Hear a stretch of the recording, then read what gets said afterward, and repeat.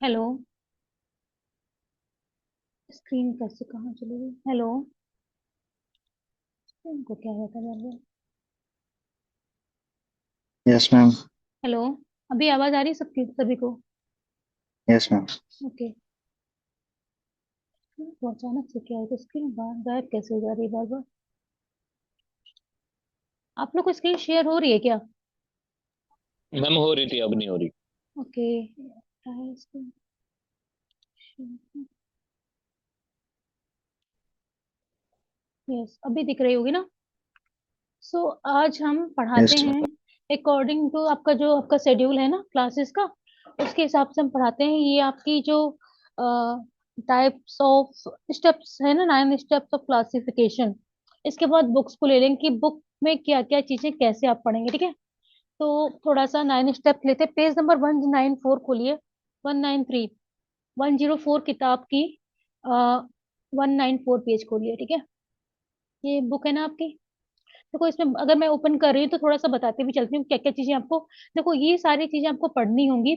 ये इसमें आपको दो स्कीम्स हैं। ये एक आपका प्रैक्टिकल 104 का पेपर है। इसमें दो क्लासिफिकेशन स्कीम है आपकी। डीडीसी आपके फर्स्ट पार्ट में दे रखी है, और सीसी आपके सेकंड पार्ट में दे रखी है, ठीक है? और इसमें आपका कुलन क्लासिफिकेशन का परिचय, विकास, संरचना, जब मैं बुक पढ़ाऊंगी तो मैं बता दूंगी। ये 5 फंडामेंटल कैटेगरी भी है, ठीक है? और वर्गीकरण के 9 चरण, ठीक है? तो 5 फंडामेंटल कैटेगरी लूंगी क्या पहले? 5 फंडामेंटल कैटेगरी लूंगी ना तो मैं उसके प्रॉब्लम वो भी बताऊंगी कि कैसे हम करते हैं। बेसिकली आप इसे पहले ले लीजिए, ठीक है? वर्गीकरण के 9 चरण कौन कौन से होते हैं, ठीक है? फिर आपके विभिन्न युक्तियों यानी कि विभिन्न अलग अलग स्कीम्स जो होती हैं लाइब्रेरी साइंस में, उनके बारे में बता रखा है, ठीक है?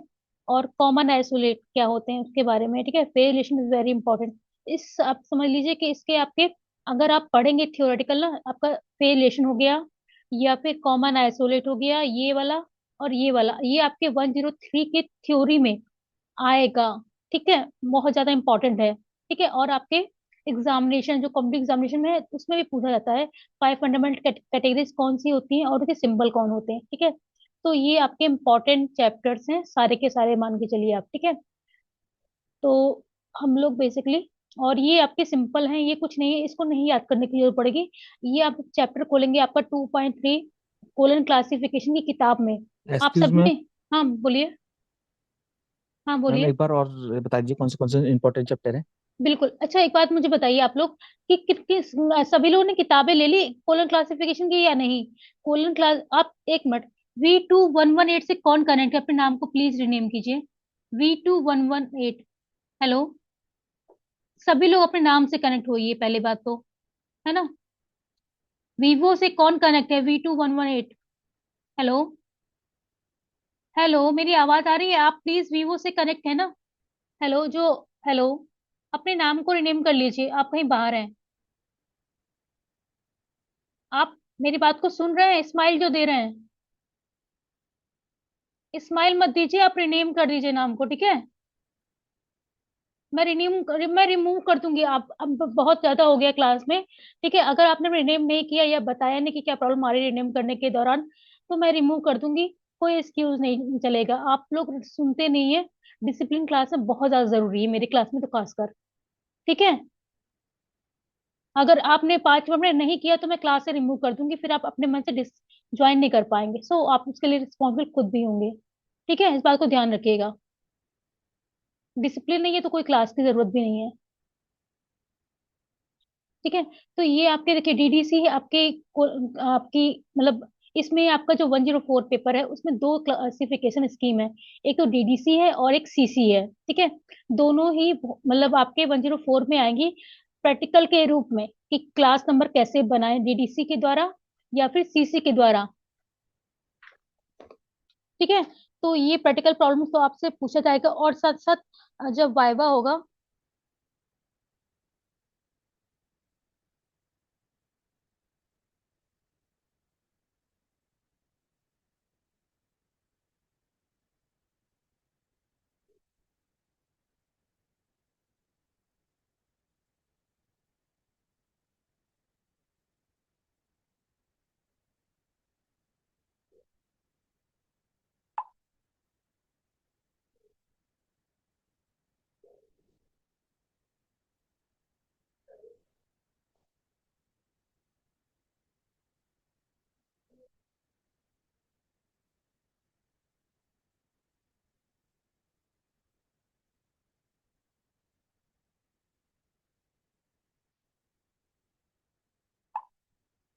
सो ये आपका 104 के प्रैक्टिकल पेपर का बहुत इंपॉर्टेंट पार्ट है। और जितनी भी इसकी थ्योरी है, खासकर आपसे डीडी ये पूछा जा सकता है 103 के पेपर में आपको। आपने पेपर मैंने शेयर किया, आप देख सकते हैं वहां पर कि हमारे मतलब कोलन क्लासिफिकेशन या क्लासिफिकेशन स्कीम क्या है, और इसको कौन कौन सी क्लासिफिकेशन स्कीम है, ठीक है, ये क्वेश्चन बनता है। और किसी भी एक क्लासिफिकेशन स्कीम को एक्सप्लेन कीजिए, ठीक है। इंडियन, या फिर ऐसा हो सकता है कि किसी भी इंडियन क्लासिफिकेशन स्कीम को एक्सप्लेन कीजिए, या फिर डायरेक्टली नाम से आपको मतलब पूछा जा सकता है कि सीसी को बताइए कि सीसी के क्या इंपॉर्टेंट फीचर्स हैं, ठीक है।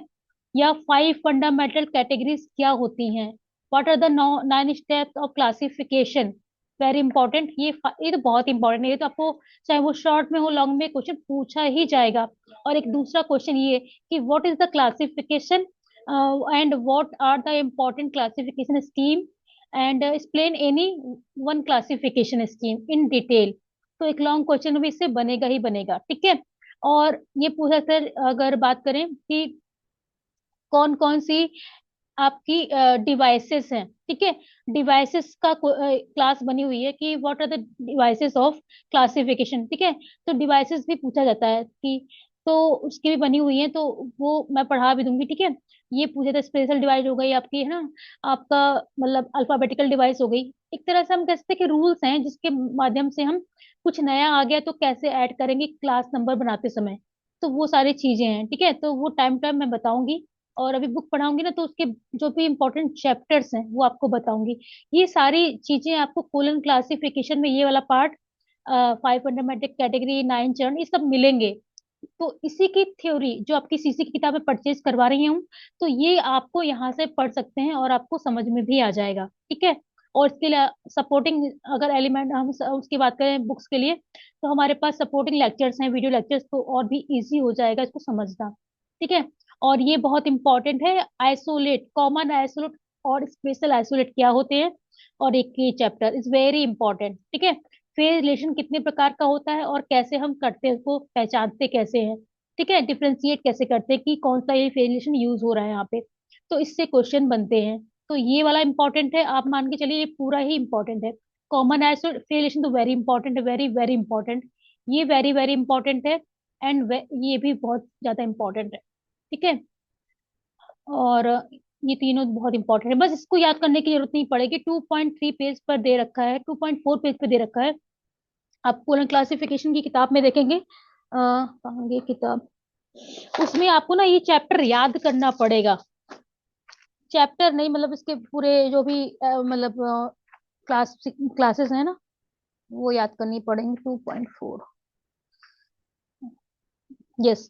देखो ये आपको नजर आ रहा है, ये वाला पेज इधर लेफ्ट हैंड पे, ये आपके पास क्लासिफिकेशन की किताब जिसके जिसके पास होगी। कितने लोगों ने परचेज कर दी किताबें क्लासिफिकेशन की? मैम ये आप प्रैक्टिकल बुक से दिखा रही है ना?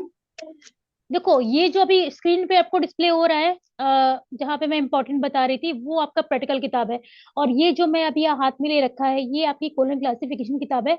और मैं ये बता रही हूँ कि आपकी जो अभी हाईलाइट किए हैं पॉइंट मैंने, 13, 14, 15, 16 यूनिट के बारे में, तो मैं ये बता रही हूँ कि जो ये यूनिट्स है ना, ये एक तरह से हम बता सकते हैं कि मतलब ये आपके शेड्यूल है, या कह सकते हैं कि ये मेन क्लासेस हैं आपकी पूरी, है ना, A to Z। तो इसमें आपको याद करने के ये रूल्स हैं कि ये वाले A से लेके F तक जो भी मेन क्लासेस हैं उनके हम क्लास नंबर कैसे बनाएंगे, ठीक है। तो ये सारी चीजें आपको, ये वाला पूरा जो हम कह सकते हैं क्लासिफिकेशन कैसे मतलब हम बनाएंगे क्लास नंबर, वो आपको यहाँ से पढ़ना है। और ये मेन आपका क्या है, ये क्लास नंबर है सारे सब्जेक्ट जो कि क्लास नंबर इसमें बुक में दे रखे, है ना। और ये 42 मेन क्लासेस हैं। अगर हम बात करें क्लासिफिकेशन, कोलन क्लासिफिकेशन की, तो 42 मेन क्लासेस हैं, यानी कि ऑल जितने भी सब्जेक्ट्स हैं हमारे, है ना, तो उन सबको रंगनाथन सर ने 42 मेन क्लासेस में डिवाइड किया था, ठीक है। तो ये आपको लर्न करना पड़ेगा, ठीक है। और ये हर एग्जामिनेशन में इससे एक दो क्वेश्चन पूछे ही पूछे जाते हैं। कि सपोज दैट पूछ लिया कि फिजिक्स का नंबर क्या है कोलन क्लासिफिकेशन में, या स्पिरिचुअल एंड माइटिज्म का नंबर क्या है, उसे डेल्टा से रिप्रेजेंट करते हैं। और मेनी टाइम्स इसको पूछा गया है आपके एग्जामिनेशन में, बहुत बार पूछा गया है। आप नेट का पेपर कोई भी निकाल के देखिए, उसमें आपको मिल जाएगा। या कोई भी एनबीएस केवीएस का एग्जामिनेशन देखिए, इससे क्वेश्चन बनता ही बनता है। ठीक है, तो ये आपके बहुत ज्यादा एग्जाम इंपॉर्टेंट है। ठीक है, तो इसे आपको याद नहीं करना, इसे पढ़ना है, थियोरेटिकल है, प्रैक्टिकल है, इसको समझने की जरूरत पड़ेगी, वो मैं आपको बताऊंगी। ठीक है, तो ये आपका मेन चैप्टर है। फिलहाल हम चलते हैं, ये आप पढ़ लेना। ये सारी इसकी थ्योरी दे रखी है। डीडीसी का चैप्टर अवेलेबल है कि डीडीसी की अगर समरी किसी को पढ़नी है, क्या क्या इंपॉर्टेंट पॉइंट्स जो कि पूछे जाते हैं, कब डीडीसी आई, उसका प्रेजेंट एडिशन का मतलब लास्ट एडिशन कब है, या प्रिंट फॉर्म में कब लास्ट एडिशन कौन सा प्रिंट हुआ था, ऑनलाइन वर्जन कौन सा है, सब कुछ आपको एक लेक्चर मिल जाएगा। और साथ ही साथ आप चाहे तो यहाँ पर भी पढ़ सकते हैं। ठीक है, इसमें आपकी हिस्टोरिकल बैकग्राउंड दे रखा है इसका पूरा। ठीक है, कि कब हमारा मतलब पहला जो एडिशन था वो वॉल्यूम वन में ही आया था। ठीक है, 44 पेजेस में थे 1876 में, यहाँ पर दिख रहा होगा 1876, देखो। ठीक है, 44 पेजेस में। तो ये भी क्वेश्चन, फेवरेट क्वेश्चन है कि पहला एडिशन है वो कब आया, तो ये 44 पेज का आया था 1876 में डीडीसी का। ठीक है, और ज्यादातर जो जरूरी चीजें हैं वो मैं बता रही हूँ कि क्या क्या पूछा जाता है एग्जामिनेशन में। तो पहला एडिशन कब आया और ये कितने पेजेस में था।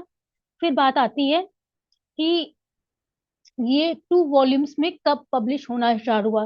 तो 2 वॉल्यूम में दो मतलब बार बार पब्लिश हुआ है, एक तो 1958 में हुआ है, और फिर है 65 और 67। ठीक है, तो ये इन 2 ईयर्स में 2 वॉल्यूम्स में पब्लिश हुआ। ठीक है, और इसके बाद जो मैम डीडीसी का फर्स्ट एडिशन कौन से ईयर में हुआ था? 19? 1876, 1876, 1876 में पहला एडिशन, ये सारे एडिशन दे रखे हैं। और ये पूछा जाता है कि 16 या 17 जो एडिशन है वो कितने वॉल्यूम में था। ठीक है, और कब पब्लिश हुआ। तो ये आपका 2 वॉल्यूम में था, और ये 1958 में पब्लिश हुआ था, है ना। ये कभी कभी ईयर नहीं पूछते, ईयर तो ज्यादा इंपॉर्टेंट नहीं है। ये जरूर पूछ सकते हैं कि कौन सा वह एडिशन 2 वॉल्यूम में पब्लिश हुआ, 16, 17, 18, 19 दे देंगे। तो आपको बस पता होना चाहिए कि 16, 17 जो एडिशन थे वो 2 वॉल्यूम्स में थे, और फिर आपका 18 और 19 दो एडिशन ऐसे थे जो कि 3 वॉल्यूम में पब्लिश हुए। ठीक है, और उसके बाद क्या हुआ कि 20 मतलब वॉल्यूम में 20वां जो एडिशन था वो 4th वॉल्यूम में हुआ। और इसके बाद से जितने भी एडिशन है वो आपके 4 वॉल्यूम में है। ठीक है, तो थोड़ा सा बस इतना ही याद रखना है, ज्यादा डिटेल में नहीं जाने की जरूरत है कि 16, 17 जो है 2 वॉल्यूम पब्लिश हुए, और 18, 19 आपके 3 वॉल्यूम में है, और फिर उसके बाद 20 से लेके अभी तक 23वां वॉल्यूम तक आपका 4th में है। और इसके बाद आपका ऑनलाइन वर्जन आया लास्ट। अगर हम बात करें कि कौन सा प्रिंट वर्जन है आपका एडिशन डीडीसी का, तो वो तो 23 फॉर्म में अवेलेबल नहीं है डीडीसी, और ये ऑनलाइन वर्जन आने लगा ओसीएलसी के द्वारा। ठीक है, तो आपका 16, 17 2 वॉल्यूम में है, पहला एडिशन 1876 में आया, है ना, और 44 पेजेस का था। और जो आपका उसका उसका वो पूछते हैं एक टाइटल भी। तो जब मैं डीडीसी डिटेल में पढ़ाऊंगी तो पूरी इसकी थ्योरी पढ़ा दूंगी। ठीक है, कि पहला जो बुक थी डीडीसी की वो किस टाइटल से आई। तो ये आपका है ना, ये वाला, ये अच्छा क्वेश्चन है, ये पूछा जाता है, classification and subject index for cataloguing and arranging the books and pamphlet of A library. तो ये क्या है आपका टाइटल है, पहले वाले जब डीडीसी पब्लिश हुई थी तब का टाइटल है। तो कभी कभी ये भी क्वेश्चन पूछते हैं कि जो पहली बार डीडीसी पब्लिश हुई थी 1876 में, उस वो किस नाम से या किस टाइटल से पब्लिश हुई थी, तो इसका ये नाम है। ठीक है, ओके, ये भी इम्पोर्टेंट है, आप हाईलाइट करते जाइएगा जब बुक अगर आपने ले रखी है तो। ठीक है, तो ये इम्पोर्टेंट है आपका। और ये भी इम्पोर्टेंट है जो मैंने अभी आपको बताया कि 3 वॉल्यूम में कब पब्लिश स्टार्ट हुई। 16, 17 2 वॉल्यूम, 18, 19 3 वॉल्यूम, और 20 के बाद 23 तक 4 वॉल्यूम में। ठीक है, कुछ नहीं किया है, मतलब उसमें आपके पहले जैसे हमारे डीडीसी में सीसी में 3 पार्ट है, वैसे ही हमारे डीडीसी में भी 3 पार्ट है। और आपका पहला है आपका रूल्स है, उसके बाद शेड्यूल है, और उसके बाद सेपरेट बुक्स हैं।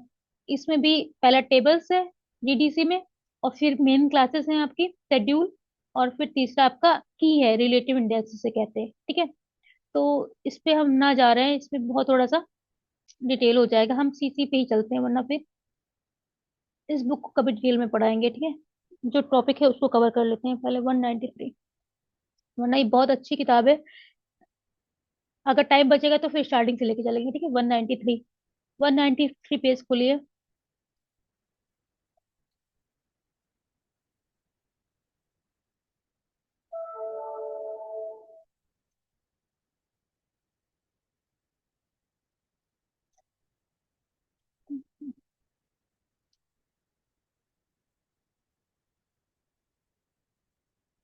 सीसी को लेके चलते हैं। सीसी इसमें दे रखी है, इस पे से दे रखी है सीसी।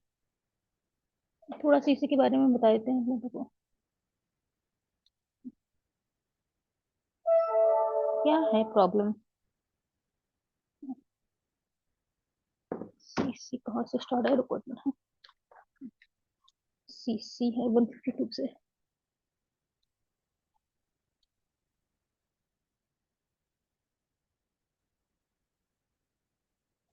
152 से कैसे स्टार्ट हो सकता है इसमें, हाँ।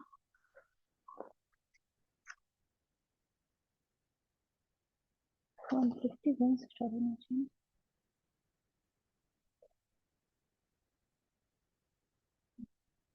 देखो ये सीसी का आपका 6 एडिशन है, पहली बात तो, ठीक है।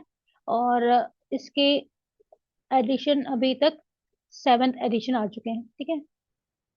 सर इसकी थ्योरी दे रखी है कि 12 अगस्त, रंगनाथन सर के बारे में दे रखा है कि इन्होंने इस बुक को पब्लिश मतलब लिखा भी था और पब्लिश भी कराया था, ठीक है।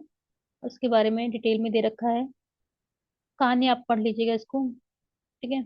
इसको डीडीसीसी को हम लोग कोलन क्लासिफिकेशन स्कीम क्यों कहते हैं, क्योंकि इसमें कोलन का इस्तेमाल होता है, इसलिए हम लोग कोलन क्लासिफिकेशन स्कीम कहते हैं इसे, ठीक है।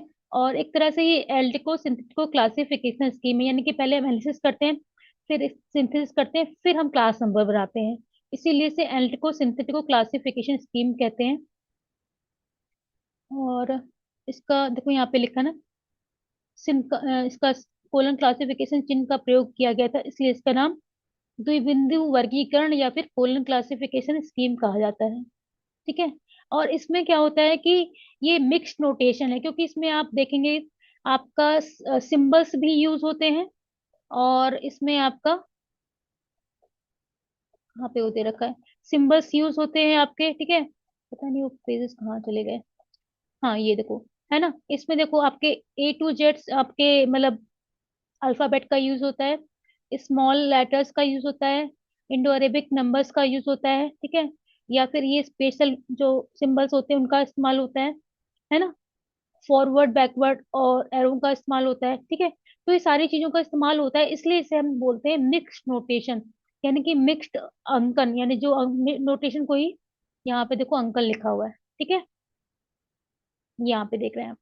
तो ये मिश्रित अंकन स्कीम है, यानी कि डिफरेंट टाइप के अल्फाबेट का यूज करते हैं स्मॉल कैप्स में, इंडो अरेबिक नंबर का करते हैं, ठीक है, रोमन लेटर्स का भी करते हैं, और साथ ही साथ आपके ब्रैकेट्स हो गए उनका भी इस्तेमाल करते हैं, और स्पेशल सिंबल्स का भी इस्तेमाल करते हैं। इसीलिए हम लोग इसे मिक्स्ड नोटेशन स्कीम कहते हैं, ठीक है। ये सारे आपके सब्जेक्ट के नाम दे रखे हैं, सामान्य वर्ग दे रखे हैं। यही आपके 2.4 पेज पे दे रखा है कि मेन क्लासेस के बारे में, कि जेड को जर्नेलिया कहा गया है, 1 को यूनिवर्स ऑफ नॉलेज कहा गया है, 2 को लाइब्रेरी साइंस कहा गया है, 3 को बुक साइंस कहा गया है। अलग अलग सब्जेक्ट को अलग अलग सिंबल्स या फिर अल्फाबेट से रिप्रेजेंट किया गया है, ठीक है। टोटल 42 है, ये सारे आपको लर्न करने पड़ेंगे, ठीक है। और कुछ है यहाँ पे पर काम का।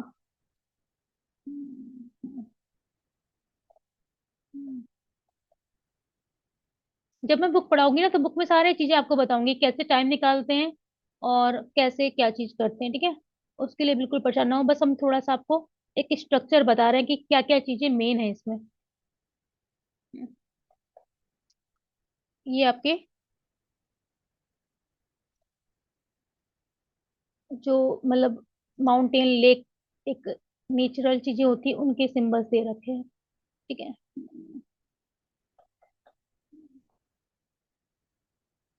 सब्जेक्ट हो गए, मेन क्लासेस हो गई सारी की सारी आपकी।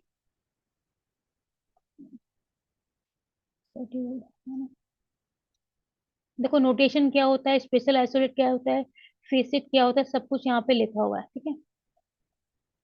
एक तरह का फेसिट फॉर्मूला होता है, ठीक है।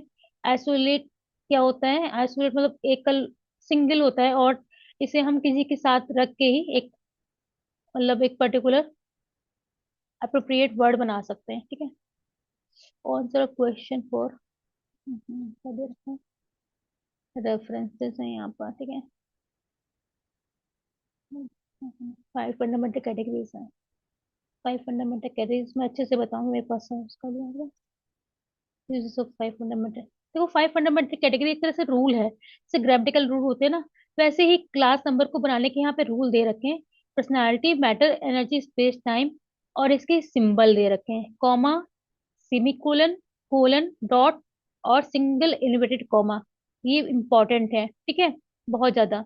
तो 5 फंडामेंटल कैटेगरी बहुत ज्यादा इंपॉर्टेंट है, और इसे हम इसी तरह से लिखते हैं। ठीक है।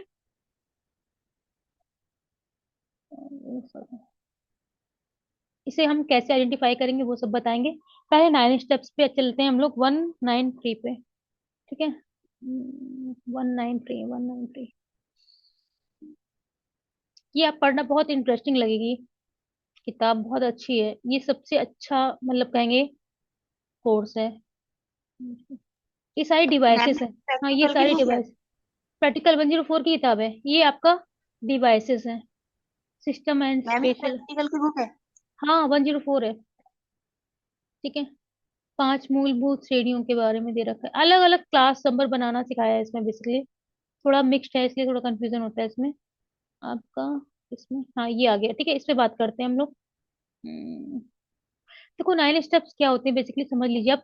देखो, हम जब एक प्रोसेस होता है ना, कि स्टेप्स होते हैं कि वन बाय वन हम स्टेप्स को फॉलो करते जाते हैं, तो हमें क्लास नंबर मिलता है। तो सेम ऐसे ही यहाँ पर भी है, कि अगर हमारे पास कोई किताब आई लाइब्रेरी में एज, तो हम कैसे उसको एक नंबर देंगे, एक कैसे कोड देंगे, जिससे कि हम उस बुक को एक पर्टिकुलर प्लेस उसका डिसाइड करें या लोकेशन नंबर उसको दें। ठीक है। तो उसको हम कैसे देंगे, उसका एक प्रोसीजर है बेसिकली, और कुछ भी नहीं है। तो जब कोई किताब हमारे पास लाइब्रेरीज में आती है, तो हम क्या करते हैं, सबसे पहले जो भी किताब है, यहाँ पे classification of patents in research libraries in Rajasthan दे रखा है। ठीक है। पेटेंट एक तरह का जैसे कोई इन्वेंशन करते हैं, कोई रिसर्च करते हैं, तो हम पेटेंट होता है ना हमारे पास, हम पेटेंट करा लेते हैं उसका, और उसके लिए वो 20 साल तक ही वैलिड होता है। ठीक है। तो उसे हमें मतलब एक तरह से हम कहते हैं उसके लिए हमें अप्लाई करना पड़ता है, फिर वो हमारे नाम से वो इन्वेंशन या रिसर्च जो भी हमने की है, कोई नया आविष्कार या नई खोज की है, तो वो हमारे नाम पे ही मतलब दर्ज हो जाती है, और उसको हमारी परमिशन के बिना कोई भी यूज नहीं कर सकता है। ठीक है, तो वो पेटेंट कहलाता है। तो classification of patents in research library in Rajasthan. ठीक है। तो ये टाइटल है आपकी किताब का। तो जब ये आती है तो एज इट इज हम रख लिख लेते हैं, तो वो हमारा रॉ टाइटल कहलाता है। ठीक है। फिर हम एक्सप्रेस करते हैं, तो उसमें क्या होता है कि इस सभी शब्दों में जो भी ए एन दा होते हैं, वो सब जो भी मतलब कनेक्टिंग सिंबल्स होते हैं, उन्हें हम हटा देते हैं, क्योंकि वो मैंडेटरी नहीं होते। वो तो हम बस एक तरह से एक स्ट्रक्चर, एक ढांचा दे रहे हैं उस सब्जेक्ट, उस टाइटल को, कि वो ठीक लगे। ठीक है। तो क्योंकि हमें इसके थ्रू इसका कोई रोल नहीं है क्लास नंबर को बनाने में, तो उनको हम हटा देते हैं। तो हमारे पास क्लासिफिकेशन आता है, पेटेंट आता है, रिसर्च लाइब्रेरी राजस्थान और 1998 पहुंचता है। ठीक है। फिर हमारा जो थर्ड स्टेप है वो कर्नेल टाइटल है। उसमें क्या करते हैं, उसमें करते हैं अभिव्यंजक शीर्षक से अनावश्यक शब्दों को हटाकर एक वचन रूप में हम लोग लिख लेते हैं। अगर वो मतलब सिंगुलर प्लूरल है जो भी है, तो उसे हम सिंगल फॉर्म में लिख लेंगे। ठीक है। और उसको थोड़ा सा सेपरेट करने के लिए हम अलग अलग हमारे ये मतलब एलिमेंट्स हैं, उसको हम सेपरेट करने के लिए कॉमा का इस्तेमाल करते हैं। ठीक है। और फिर इसके बाद हम क्या करेंगे, एनालाइज करेंगे कि ये क्या चीज है ना। PMEST में हम एक तरह से कैसे तोड़ लेंगे कि ये कौन कौन से फेसेट है। ये क्लासिफिकेशन क्या है, एक एनर्जी है, पेटेंट क्या है, रिसर्च लाइब्रेरीज क्या है, राजस्थान क्या है, और ये 1919 क्या, 8 क्या है।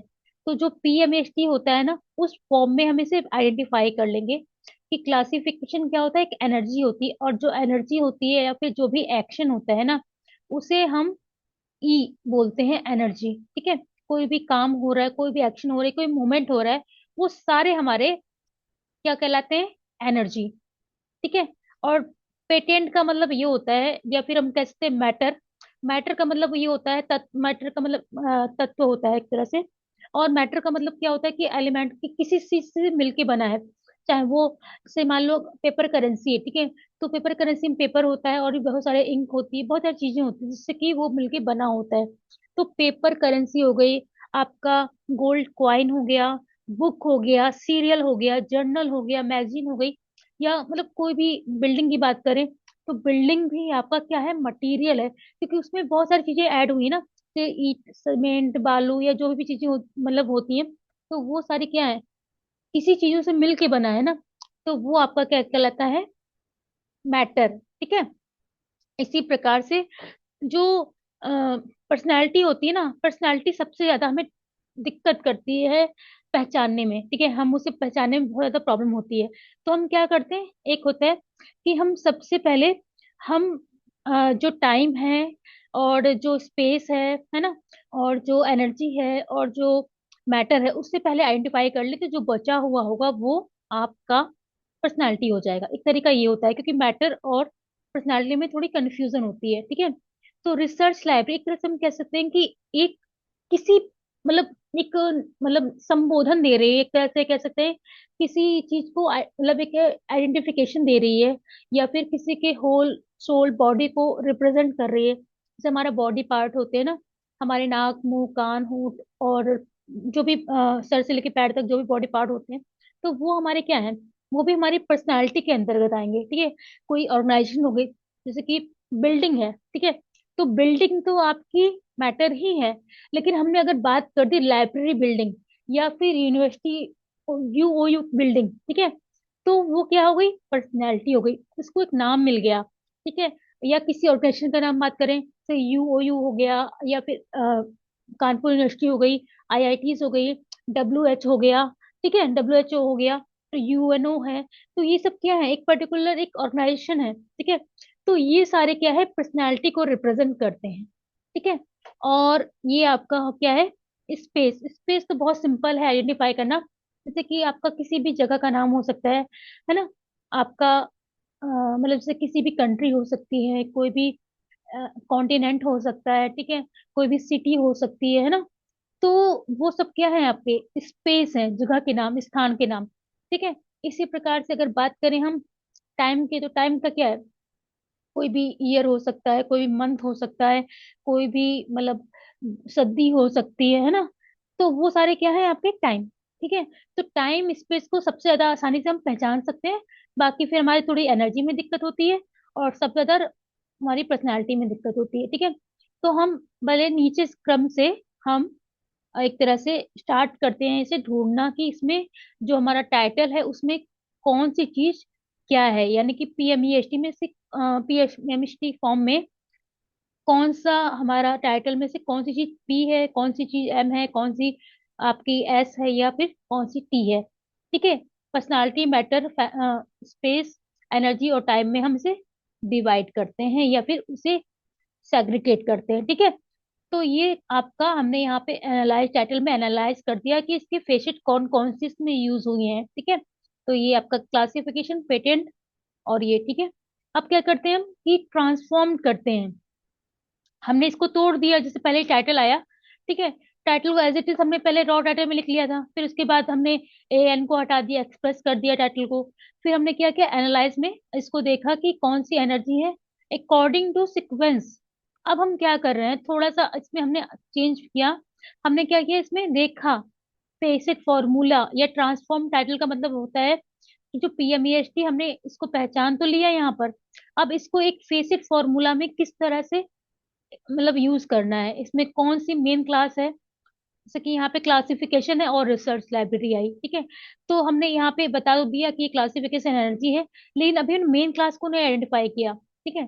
तो यहाँ पे हमने क्या किया, उसी को पहले हमने फेसिट फॉर्मूला, पहले आपकी मेन क्लास आती है, फिर पर्सनालिटी आती है, फिर मैटर होती है, फिर एनर्जी होती है, फिर स्पेस होता है, फिर टाइम, अकॉर्डिंग टू सिक्वेंस। यहाँ पे तो अकॉर्डिंग टू ऑर्डर लगाया था। अब हमने क्या किया, अकॉर्डिंग टू सिक्वेंस की सबसे पहले मेन क्लास आती है, फिर आपकी आती है पर्सनालिटी, फिर मैटर, फिर एनर्जी, फिर स्पेस, फिर टाइम। तो अकॉर्डिंग टू फेसिट फॉर्मूला को हमने ट्रांसफॉर्म टाइटल के जो आपका फोर्थ आपका स्टेप्स था उसमें ट्रांसफॉर्म किया फेसिट फॉर्मूला के अनुसार, ठीक है। तो आपका लाइब्रेरी साइंस इसकी मेन क्लास है, फिर रिसर्च लाइब्रेरी इसकी पर्सनालिटी है, पेटेंट इसका मैटर है, क्लासिफिकेशन इसकी एनर्जी है, और राजस्थान इसका स्पेस है, और इसका टाइम है 1998। ठीक है, अब हमें क्या करना है, इसके जो नेक्स्ट स्टेप है वो क्या करना है उसमें, title in title in standard terms, हम इसे स्टैंडर्ड टर्म में ट्रांसफॉर्म करेंगे। क्या करेंगे इसमें, इसमें उन्हीं पदों को प्रयोग किया है, जैसे यदि शीर्षक में ट्रीटमेंट लिखा है तो इसके लिए द्विबिंदु वर्गीकरण पढ़ते हैं, इसके लिए थ्योरेटिक का प्रयोग किया है। इसी प्रकार मुख्य वर्ग में पुस्तकालय विज्ञान में सार्वजनिक पुस्तकालयों की लोकल लाइब्रेरी दिया गया है, इससे समय की बचत होती है।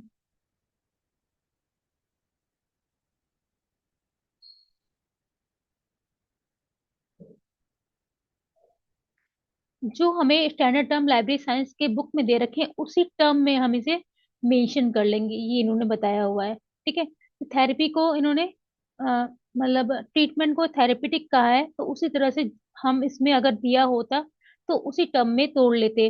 अगर यहाँ पे रिसर्च, सॉरी, आपको पब्लिक लाइब्रेरी को लोकल लाइब्रेरी कहा है तो हम वहां पर लोकल लाइब्रेरी कर लेते। ठीक है, एक स्टैंडर्ड टर्म में हम इसे ट्रांसफर कर लेंगे, ये बताया गया है अगर है तो। ठीक है, जो बुक इस टर्म है या जो स्टैंडर्ड टर्म है लाइब्रेरीज में दे रखी कॉलम क्लासिफिकेशन बुक में, उसमें हम इस फोर्थ स्टेप को कन्वर्ट कर लेंगे। ठीक है, ये बात कही गई है। और इसके बाद हमें क्या करना है, टाइटल इन फेसिट नंबर। अब हमें क्या करना है, जो आपका मेन क्लास है लाइब्रेरी साइंस, ठीक है, तो लाइब्रेरी साइंस का क्लास नंबर देना है कि लाइब्रेरी साइंस को हम सीसी में किस नाम से जानते हैं या किस नंबर से या सिंबल से रिप्रेजेंट करते हैं। तो यहाँ पर दो, ठीक है, यहाँ पर लाइब्रेरी साइंस है, देखो एज इट इज लिखा हुआ है, और यहाँ पे हमने दो लिख के, ये बेसिक क्लास है, ये मेन क्लास है, इसको कर दिया। ठीक है, फिर रिसर्च लाइब्रेरी थी, है ना, तो रिसर्च लाइब्रेरी को यहाँ पर 36 नंबर दे रखा है। ठीक है, तो हमने यहाँ 36 दे दिया, और इस प्रकार से पेटेंट को 48 दे रखा, और ये मैटर है। ठीक है, हमने वहां से नंबर निकाल के क्लास नंबर से बस यहाँ पे पुट कर दिए जो फेसिक नंबर है, बस और कुछ नहीं किया। ठीक है, क्लासिफिकेशन का 55 है जो मैंने पिछली बार भी आपको दिखाया था, और राजस्थान का 4436 है, और आपका 1998 का N98 है। ठीक है, आपको नंबर निकालना भी मैं बताऊंगी अभी थोड़ी देर में। ठीक है, कैसे ये नंबर कहाँ से आ गए। ठीक है, ये टाइटल चाहो तो नोट कर लो, ये अभी हम इसको करवाएंगे भी। ठीक है, टाइटल नोट कर लो इसको।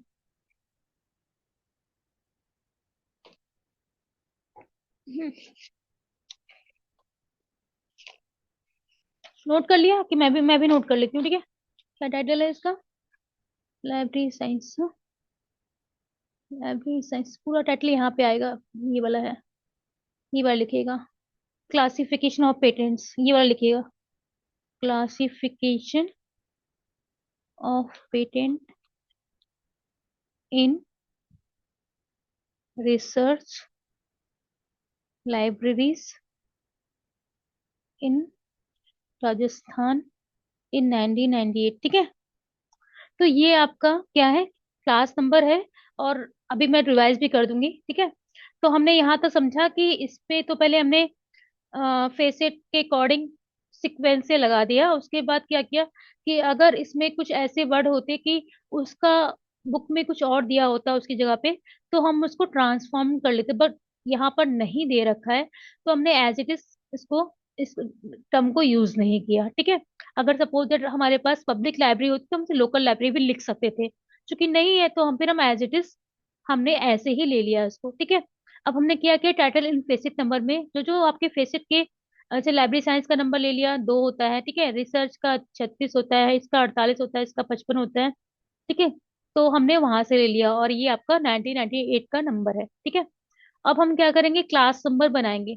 अब क्लास नंबर के लिए क्या होता है कि इसको ही हमने फेसिट फॉर्मूला में तो पहले से इसको मतलब क्लास मतलब ऑर्डर में अरेंज कर लिया था। अब हमने क्या किया, सिंबल लगा दिए, बस और कुछ नहीं किया, कि इसके जो ऑर्डर है उसके सिंबल्स क्या है, कि हम मेन क्लास के बाद क्या यूज करते हैं, या पर्सनालिटी के बाद या क्या सिंबल यूज करते हैं, या मैटर के बाद कौन सा सिंबल यूज करते हैं, उन सबको एज इट इज लगा दिया। इसकी एक रूल है कि अगर मेन क्लास के बाद तुरंत पर्सनालिटी आती है तो हम जो कॉमा सिंबल होता है उसे यूज नहीं करते, तो इसी वजह से हम लाइब्रेरी साइंस की जो मेन क्लास है उसके बाद कॉमा का यूज नहीं कर रहे हैं। ठीक है, कुछ रूल्स हैं वो जब आपको बताएंगे तो आप उसे नोट डाउन करते चलिएगा, और वो आपके क्लास नंबर जब बनाएंगे तो उसमें आपको हेल्प करेंगे, ठीक है। तो ये 236 कोलन, सेमी कोलन सॉरी, तो सेमी कोलन किसके पहले आता है? मैटर के पहले, ठीक है। इसी प्रकार से एनर्जी के पहले कोलन आता है, और टाइम के पहले हमेशा डॉट आता है, ठीक है। और सॉरी, स्पेस के पहले डॉट आता है, और जो टाइम होता है उसके पहले सिंगल इन्वर्टेड कॉमा का यूज करते हैं। तो ये आपका एक पूरा नंबर, एक तरह से हम कह सकते हैं ये क्लास नंबर ये बन गया। कौन से टाइटल का बना है ये? Classification of patent in research libraries in Rajasthan. तो इसका नंबर क्या बना? 2:48, two sorry 236 semicolon 48:55.4436, then single inverted comma 9 and 98, ठीक है। तो ये आप समझ सकते हैं कि ये आपका क्या है, 2 लाइब्रेरी साइंस का, 36 रिसर्च लाइब्रेरी का है, 48 क्या है किसका? पेटेंट का है, 55 क्लासिफिकेशन का है, 4436 राजस्थान का है, और N98 आपका 1998 का है, ठीक है। तो ये आपके पूरे इसको क्लास नंबर मिल गया। अब हमें कुछ नहीं करना, हम दोबारा इसको वेरिफिकेशन करते हैं कि ये हमारा जो हम नंबर फॉर्म किया है ये करेक्ट है या नहीं है। तो हम इसको रिवाइज करते हैं कि सारी जो क्लास नंबर हमने इसको दिया है, ये जो इसको मैटर का नंबर दिया है, जो एनर्जी का नंबर दिया है, वो करेक्ट हमने बुक से लिया है या नहीं लिया है। तो इसको दोबारा हम वेरीफाई करते हैं बुक में, मतलब टैग करने से पहले, ठीक है। तो हम, किसी को डाउट है, या फिर मैं दोबारा एक बार रिवाइज कर देती हूँ जिससे कि आपको समझ में आ जाए। हमने क्या किया, सिंपल एक क्लास नंबर जब लाइब्रेरी में कोई किताब आती है तो उसको as it is note ma'am down समझ कर में लेते नहीं हैं। आ रहा है ठीक तरीके से। नहीं आ रहा है? किसी को भी नहीं आ रहा है? मैंने तो पूरी कोशिश की, अभी सब कुछ तो क्लियर बताया मैंने, कहाँ पे प्रॉब्लम आ रही है? देखो, ये आपका जैसे कोई किताब आती है, ठीक है, आप उसको क्लास नंबर हम देते हैं, ठीक है। क्लासिफिकेशन मैंने लास्ट क्लास में बताया था। तो हम क्लास नंबर जब देते हैं तो वो कैसे देते हैं, उसके क्या क्या स्टेप्स होते हैं। जैसे हम मैथमेटिक्स की कोई प्रॉब्लम सॉल्व करते हैं तो उसका स्टेप्स होता है ना, कि पहले हम उस क्वेश्चंस को पढ़ते हैं, ठीक है। फिर उसमें जो मेन मेन मतलब पॉइंट होते हैं, जिससे कि उस क्वेश्चन में क्या पूछा जा रहा है उसको हाईलाइट करते हैं और उसको अच्छे से पढ़ते हैं। फिर समझने का प्रयास करते हैं कि इसमें क्वेश्चन में करना क्या है, कौन सा हमारा फॉर्मूला फिट बैठेगा, उसके थ्रू हम इस क्वेश्चन को सॉल्व करेंगे, है ना। फिर उस फॉर्मूले को पुट करके फिर हम उस क्वेश्चन को सॉल्व करते हैं स्टेप बाय स्टेप, है ना। तो इसी तरह से आपका इसमें भी ये एक प्रॉब्लम है, एक नंबर है, या फिर हम कैसे एक टाइटल आता है किताब का, school and classification, suppose that किताब आई हमारी लाइब्रेरी में। अब इसका आपको क्लास नंबर बनाना है तो क्या करोगे? सबसे पहले क्या करोगे, इसको नोट डाउन करोगे, ठीक है। फिर हम इसके जो भी एक्स्ट्रा वर्ड होते हैं, ए एन द वगैरह जो भी होंगे उसे हटा देंगे, ठीक है। फिर हम उसे, मतलब उसको क्या बोलते हैं, इसके बाद हम इसको कर्नल टाइटल लाएंगे, यानी कि हम इसको फिर सेपरेट कर देंगे कॉमा से, या मतलब इस थोड़ा सा स्पेस देके लिख लेंगे कि ये हमारे इसमें इतने एलिमेंट्स हैं, जो कि 1 2 3 4 5, 5 एलिमेंट है, 3 भी हो सकते हैं, 4 भी हो सकते हैं। ऐसा नहीं कि पांचों के पांच ही मिलेंगे, ठीक है। और फिर हम एनालाइज करेंगे ये क्या चीज है, ये हमारे पास जो टाइटल आ गया तो इसमें क्या मतलब क्लासिफिकेशन क्या चीज है ना, या फिर पेटेंट क्या है। मैं, किसी को समझ ना आ रहा है अभी, मैं एक बार रिवाइज कर देती हूँ, इसके बाद पीएमईएसटी पढ़ाऊंगी तो शायद और भी इजी हो जाएगा, ठीक है। तो ये क्या है, क्लासिफिकेशन को लाइब्रेरी साइंस में किससे पहचानते हैं या क्या होता है ना, ये जगह का नाम है कि स्पेस का नाम है, तो वो हम आइडेंटिफाई करते हैं। फिर हम उसे एक पर्टिकुलर क्या है ना, कि ये आपका एनर्जी है, ठीक है, फिर आपका पेटेंट है, ये मैटर है, तो इसको हमने इसके बारे में लिखा कि ये कौन मैम कौन से, हाँ। जैसे ये ऊपर क्लासिफिकेशन हाँ हाँ दिख रहा है ठीक हाँ। है, पेशेंट है, रिसर्च सेल, और ये लाइब्रेरी तो राजस्थान 1998 हो गया। हम्म फिर ये नीचे हमारा क्लासिफिकेशन आया, एनालाइज हमने इसमें किया, तो हम्म, ये मैम हमारा फिर क्लासिफिकेशन आपके आगे जैसे आपने ई है ये, तो फिर ये हमने ये कहाँ से लिया? बिल्कुल वही प्रॉब्लम आ रही है, रुको मैं बताती हूँ प्रॉब्लम क्यों आ रही है आपको। मैं किताब वो आपको पहले वही पढ़ा देती हूँ, ठीक है। लेकिन एक मिनट रुको, मैं बता ही देती हूँ आपको, हाँ एक सेकेंड। सब कंफ्यूज हो रहे हैं खतरनाक लेवल का। एक सेकेंड, हाँ।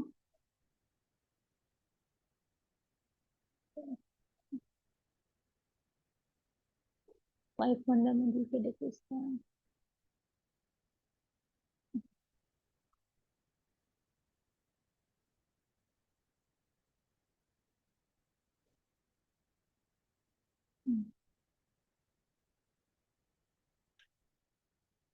और एक क्लास नंबर किताब भी थी ना।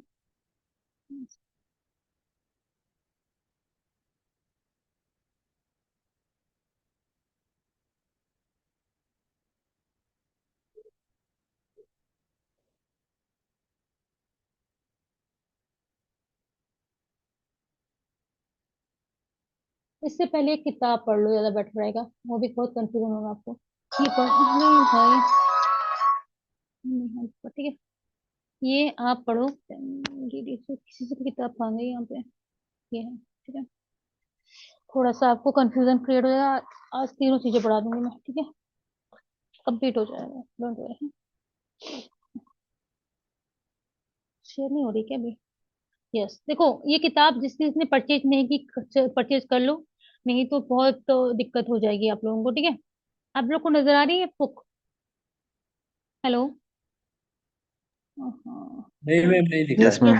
आ गई नहीं, होगी, ठीक है। दिख गया। देखो ये किताब है आपकी, ठीक है, ये इसे बोलते हैं एक तरह से लाइब्रेरी कार्ड बोलते हैं, ठीक है। ये एक लाइब्रेरी कार्ड होता है, ठीक है। इस पे बुक की डिटेल दे रखी होती है, और इसे किसी ने बोला था बुक पॉकेट के अंदर हम लोग क्या रखते हैं ना, तो यही बुक पॉकेट के अंदर रखते हैं। क्लास नंबर भी लिखा होता है किताब का, और एक्सेशन नंबर होता है। एक्सेशन नंबर क्या होता है, कोई मुझे बताएगा?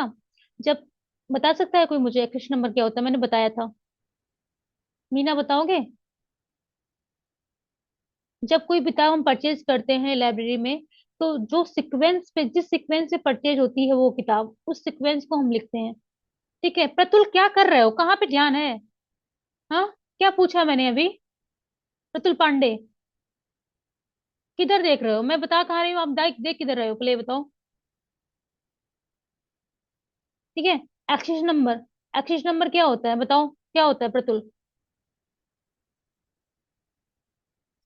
हम रिमूव कर देना, कोई मतलब नहीं है आपको। हंसी आ रही है जब मैं क्वेश्चन पूछ रही हूँ, है ना प्रतुल? तो मुझे ऐसे बच्चे बिल्कुल पसंद नहीं है, है ना।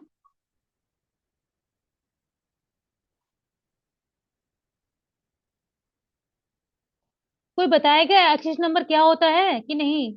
वरना मैं पूछना ही बंद कर दूंगी अगर यस आप मैम, लोग। जिस सीरीज में बुक्स बुक्स को परचेज किया जाता है वो सीरीज। हाँ, तो कोई आंसर तो दो एटलीस्ट, है ना, कोई भी सब सन्नाटा चला जाता है। तो एक्सेस नंबर हमने यहाँ पे लिख दिया, और क्लास नंबर को ही हम आपको सिखा रहे हैं क्लास नंबर कैसे बनाते हैं, ठीक है। और ये लाइब्रेरी कार्ड होता है जो कि बुक में, बुक पॉकेट में रखा जाता है। इसमें बुक की डिटेल होती है, यहाँ पे बुक का नाम, टाइटल लिख दिया जाता है, यहाँ पे ड्यू डेट मतलब होती है, इशू डेट होती है, और रिटर्न डेट होती है, और यहाँ पे सिग्नेचर होते हैं, ठीक है। तो ये आपका बुक कार्ड होता है, लाइब्रेरी बुक कार्ड बोलते हैं इसे, ठीक है। पिछली क्लास में किसी ने पूछा था। ये आपके रंगनाथन सर की क्लासिफिकेशन किताब को, जो 5 लॉज हैं उनको ही अदर लैंग्वेज में लिखी है, साउथ की जो लैंग्वेज होती है उसमें ही लिखा है तो। और ये आपकी कोलन क्लासिफिकेशन की किताब है ना, रंगनाथन सर की, ठीक है। और ये आपका किसी तरह की सॉफ्ट कॉपी है, ठीक है। ये बुक के बारे में लिखा हुआ है, सारी सीरीज हैं, कौन कौन सी सीरीज है पब्लिश हुई है, ठीक है। Colon classification by S R Ranganathan. और ये अभी देख रहे हैं आप यहाँ पर एक मतलब ये आपका 7th एडिशन भी पब्लिश हुआ है, यहाँ पे नहीं दे रखा है। 7th एडिशन 1987 में पब्लिश हुई है, वो आपके किताब में मेंशन होगा, देख लीजिएगा, ठीक है। और ये आपका क्या है, क्लास नंबर दे रखा है, जैसे कि उसमें अभी हम क्लास नंबर आपको बनाना सिखा रहे थे ना, तो यही क्लास नंबर जो आपका क्लास कोलन क्लासिफिकेशन का नंबर है, वो कैसे मतलब कितने स्टेप्स में टूट के आया है, या कितने स्टेप्स के बाद ये कोलन क्लासिफिकेशन को भी नोट कर लो। इसका भी हम स्टेप्स ऑफ क्लासिफिकेशन से नंबर बनाना सिखाएंगे कि ये कैसे हमने दे दिया। केवल इतना ही नोट कर लेना, 2:5 1 and 3, ठीक है। 2:5 1 and 3, ये कोलन क्लासिफिकेशन का नंबर है, ठीक है। और नीचे जो है उसका क्यू कोड है, क्यू कोड है N60, यानी कि एन आपका 1960 में ये स्कीम पब्लिश हुई थी, ठीक है, इसीलिए। और ये N3 इसलिए लिखा है क्योंकि आपका जो एलईडी होती है, लेटेस्ट इफेक्टिव टिकट टाइम को हम दो तरीके से लिखाते हैं, एक एक एडवांस तरीके से निकालते हैं तो उसे हम लेटेस्ट इफेक्टिव डिकेड बोलते हैं। तो उसके द्वारा हम और डिजिट को लेते हैं 1 3। तो यहाँ पे 1933 है, इसलिए हमने केवल 3 को लिया है। ठीक है, तो हमने यहाँ पर इसको मतलब ये सबसे पहला जो स्कीम थी 1933 में आई थी, इसीलिए हमने N3 लिया। ठीक है, और जो इसका बुक नंबर है ये आपका पूरा, ये क्लास कॉल नंबर कहलाता है। क्लास नंबर ये ऊपर वाला दे रखा है, ये वाला। ठीक है, और ये बुक नंबर है, Q फॉर कोड है। ठीक है, और ये आपका क्या है, एडिशन।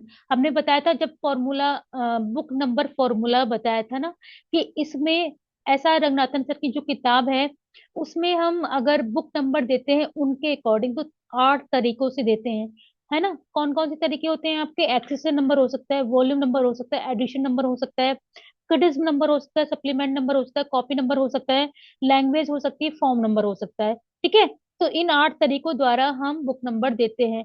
तो ये क्यू क्या है, कोड है, और एन क्या है, हमने इसमें एडिशन द्वारा दे रखा है, या पब्लिकेशन ईयर द्वारा, कि ये जो बुक है ये पब्लिश हुई है 1960 में। तो ये आपका टोटल कॉल नंबर दे रखा है। ठीक है, समझ में आ रहा है या नहीं आ रहा है, बता दिया करो जहां पे प्रॉब्लम आ रही है आपको तुरंत। ठीक है, ऊपर से तो नहीं जा रहा है। हेलो। हम्म। मैम धीरे नहीं धीरे नहीं नहीं। आएगा, एकदम नहीं।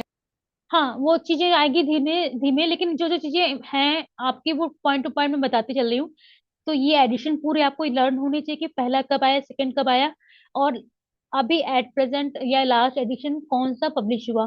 तो 1987 में आपका 7वां एडिशन पब्लिश हुआ, लेकिन 7वां बहुत ज्यादा एक तरह से कहेंगे फुली फ्रीली फेसिटेड एडिशन था, और इसमें बहुत ज्यादा एक माइन्यूट क्लासिफिकेशन था, जो कि बहुत ज्यादा उसमें रूल्स रेगुलेशन का यूज किया गया था। तो मतलब एक तरह से टफ था, तो इस वजह से ज्यादातर यूज नहीं होता है 7th एडिशन, और आपका 6th एडिशन ही यूज होता है। ठीक है, तो हम 6th एडिशन पढ़ रहे हैं, और ये आप नोट कर लेना, कोलन क्लासिफिकेशन का कॉल नंबर है। ठीक है, इसको भी बनाना हम सीखेंगे। ठीक है, एक कॉपीराइट है आपका। कॉपीराइट एक तरह से एक मतलब आप कॉपीराइट कहलाते हैं ना, जब कोई बुक आपने खुद लिखी है तो एक अधिकार होता है ना, तो ये C कॉपीराइट का सिंबल है। ठीक है, ऐसा रंगनाथन सर ने इस पे कॉपीराइट मतलब है, इनके नाम पे है। ठीक है, अधिकार है इसके, इनके अलावा कोई इसकी बुक का बिना परमिशन के यूज नहीं कर सकता। ठीक है, ये जो इनके बुक थे एडवर्ड बी रॉश, है ना, ये मैथमेटिक्स के गुरु थे एडवर्ड बी रॉश, इनको समर्पित की थी या डेडिकेट की थी रंगनाथन सर ने ये किताब। ठीक है, तभी यहाँ पे my beloved professor Edward B Ross लिखा हुआ है।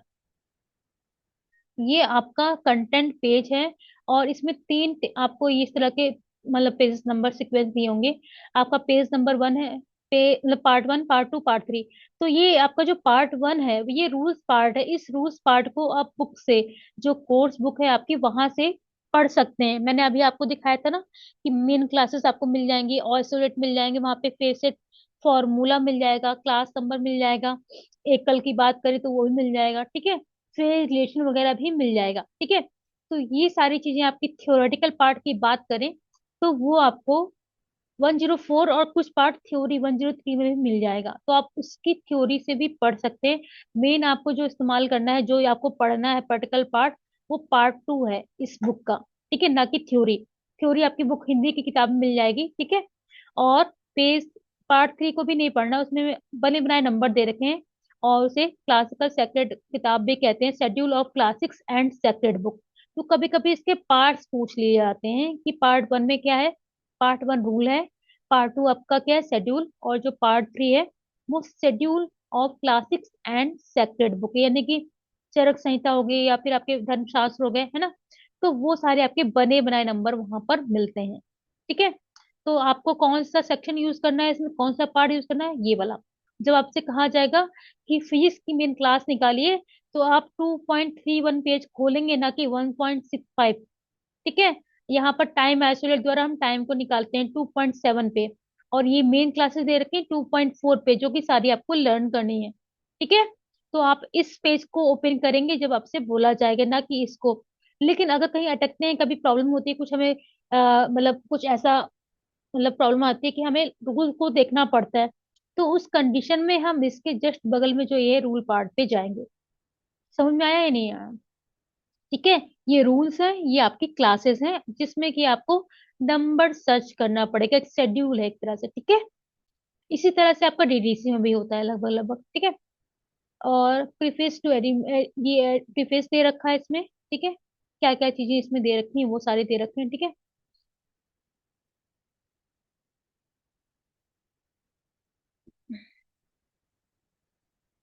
इंट्रोडक्शन दे रखा है किस प्रकार के, देखो पर्पज ऑफ बुक क्या है ना। The purpose of this book not expend to philosophy of class. Purpose of book है एक तरह से हम कह सकते हैं किताब, प्रैक्टिकल किताब है, और इसमें आपको क्लास नंबर बनाना है, ठीक है। इनुमरेटिव क्लासिफिकेशन क्या होती है, एल्टिको सिंथेटिक क्लासिफिकेशन क्या होती है। इनुमरेटिव में कह सकते हैं कि एक अंकन होता है ना, उसको ही बोलते हैं इनुमरेटिव क्लासिफिकेशन स्कीम, ठीक है। जैसे डैडी, यहाँ पे देखो लिखा हुआ है डीडीसी, यानी कि डेसिमल क्लासिफिकेशन स्कीम, ठीक है। या फिर लाइब्रेरी कांग्रेस क्लासिफिकेशन स्कीम, है ना। तो ये आपकी क्या है, इनुमरेटिव क्लासिफिकेशन स्कीम है, ठीक है। इस तरह से जो आपकी डीडीसी है वो क्या है, एंटिको सिंथेटिको क्लासिफिकेशन स्कीम है, ठीक है।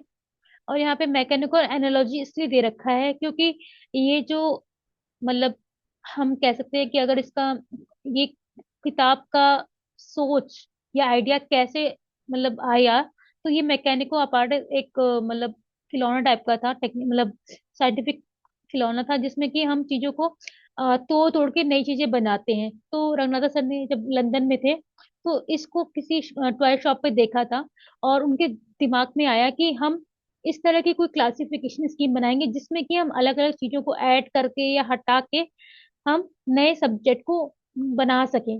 तभी ये इसीलिए इसे मैकेनिकल एनालॉजी कहते हैं, और इसमें हम नई नई चीजों को ऐड करते या फिर फेसिट फॉर्मूला की तरह ऐड करके नए सब्जेक्ट को देते हैं, ठीक है। इसी यहाँ से कॉन्सेप्ट आया मैकेनो अपार्टस से, ठीक है। तो ये आप समझ लीजिए कि कहाँ से ये थॉट आया कि इस किताब को हम मतलब लिखा जाए या फिर इस स्कीम को लाया जाए, ठीक है। कोलन क्लासिफिकेशन कोलन सिंबल की वजह से यूज करते हैं, ठीक है। नेमोनिक क्वालिटी होती है इसकी, नेमोनिक का मतलब ये होता है कि इसमें गुण है कि हम कैसे इसको आसानी से मेमोरी में बिठा सकते हैं, जैसे कि पीएमईएसटी तरीके से एक कॉन्सेप्ट बेस्ड है। से यहाँ पर अगर हम आगे पढ़ेंगे कि वर्ल्ड को एक तरह से, हमारी वर्ल्ड है तो वर्ल्ड एक होता है ना, एक विश्व एक होता है, या फिर हम संसार एक होता है, या गॉड एक होता है। तो उसके कॉन्सेप्ट को समझते हुए हमने भी, गॉड एक है ना, ईश्वर संसार भी एक है, तो उस हिसाब से हमने एक नंबर दिया, ठीक है। इस तरह से टू डायमेंशनल चीजें हैं जो भी, वो उसके लिए टू नंबर दिया, थ्री डायमेंशनल चीजों को थ्री नंबर दिया। तो इस तरह से हम कह सकते हैं कि हम ऐड टू मेमोरी, यानी कि हम चीजों को कैसे दिमाग में बिठा सकते हैं, उस कॉन्सेप्ट का इस्तेमाल यहाँ पर इस स्कीम में किया गया है, ठीक है। रूल्स पार्ट भी दिए रखे हैं इसमें, ठीक है। और साथ ही साथ माइन्यूट क्लासिफिकेशन स्कीम है, इसमें बहुत डिटेल में क्लासिफिकेशन किया गया है, यानी कि पहले सबको तोड़ा गया है, फिर जोड़ा गया है, और फिर क्लास नंबर बनाया गया है, ठीक है। हॉस्पिटैलिटी का मतलब होता है, ये क्वेश्चन इस तरह से आता है एग्जामिनेशन में कि नेमोनिक डिवाइस क्या होता है। नेमोनिक डिवाइस का मतलब होता है कि ऐड टू मेमोरी, यानी कि हम कैसे दिमाग में चीजों को बिठाएं, कैसे याद कर रख सके, ठीक है। तो ये मतलब होता है, और एज इट इज आपको क्वेश्चन मिलेगा कि नेमोनिक डिवाइस का मतलब क्या है, ऐड टू मेमोरी, ठीक है। इस तरह से हॉस्पिटैलिटी क्या होती है, तो कुछ चैप्टर्स हैं 0, 5, 6, 7, है ना, पार्ट 1 में। तो यहाँ पर क्या है, स्पेस मतलब इनको कोई नंबर नहीं दिया गया है, कोई भी क्लास नंबर नहीं दिया गया है, ठीक है। तो उसमें क्या है, अतिरिक्तता का भी सिद्धांत बोलते हैं। इसमें क्या है कि इन फ्यूचर में कोई सब्जेक्ट अगर आएगा, यही चीज आपको डीडीसी में भी मिलेगी, तो याद रख लेना। ऐसा मत सोचना कि डीडीसी हम पढ़ेंगे तो ये काम में नहीं आएगा, ये सेम टू सेम मान के चलिए, बस ये इंडियन वर्जन है और वो आपका इंटरनेशनल वर्जन है, ठीक है। तो इसमें माइन्यूट क्लासिफिकेशन उसमें भी है, हॉस्पिटैलिटी का गुण उसमें भी है, आपका नेमोनिक्स का उसमें भी है, ठीक है। बस अंतर ये है कि वो इन्यूमरेटिव क्लासिफिकेशन स्कीम है, उसमें आपके मतलब उसमें केवल अंकन है, डिजिट का यूज किया गया है, या कहीं कहीं स्पेस का यूज किया गया, कहीं कहीं अल्फाबेटिकल डिवाइस का यूज किया, बाकी आपका सारा इसमें मतलब इसमें क्या है, मिक्स नोटेशन। इसमें आपको इंडो अरेबिक नंबर मिलेंगे, सिंबल्स बनेंगे, फॉरवर्ड फॉरवर्ड और बैकवर्ड एरोज मिलेंगे, ठीक है। और इन आपका स्मॉल कैप्स लेटर्स मिलेंगे, ठीक है। और स्पेशल कैरेक्टर्स भी मिलेंगे। तो ये आपकी मिक्स्ड नोटेशन, यानी कि इसमें हम मिक्स्ड मिक्स्ड तरीकों मिक्स्ड अंकों का प्रयोग करते हैं, इसलिए इसे मिक्स्ड नोटेशन स्कीम भी बोलते हैं। ठीक है। तो हॉस्पिटैलिटी का मतलब ये है कि हमने इन क्लासेस को रिक्त छोड़ दिया, और ये आपके डीडीसी में सेम है, और इन फ्यूचर में कोई नया सब्जेक्ट ऐड होगा तो हम उसे उस जगह पे ऐड कर देंगे। तो इसे अतिरिक्तता या हॉस्पिटैलिटी का गुण बोलते हैं, जो कि सीसी में भी है और डीडीसी में भी है। ठीक है।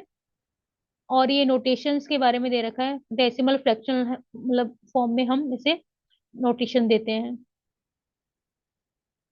टर्मिनोलॉजी के बारे में बता रखा है। ठीक है।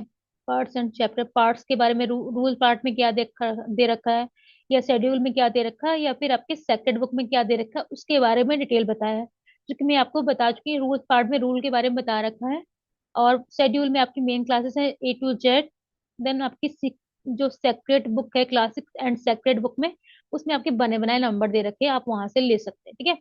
और ये आपका है क्या, many classes are found in biography.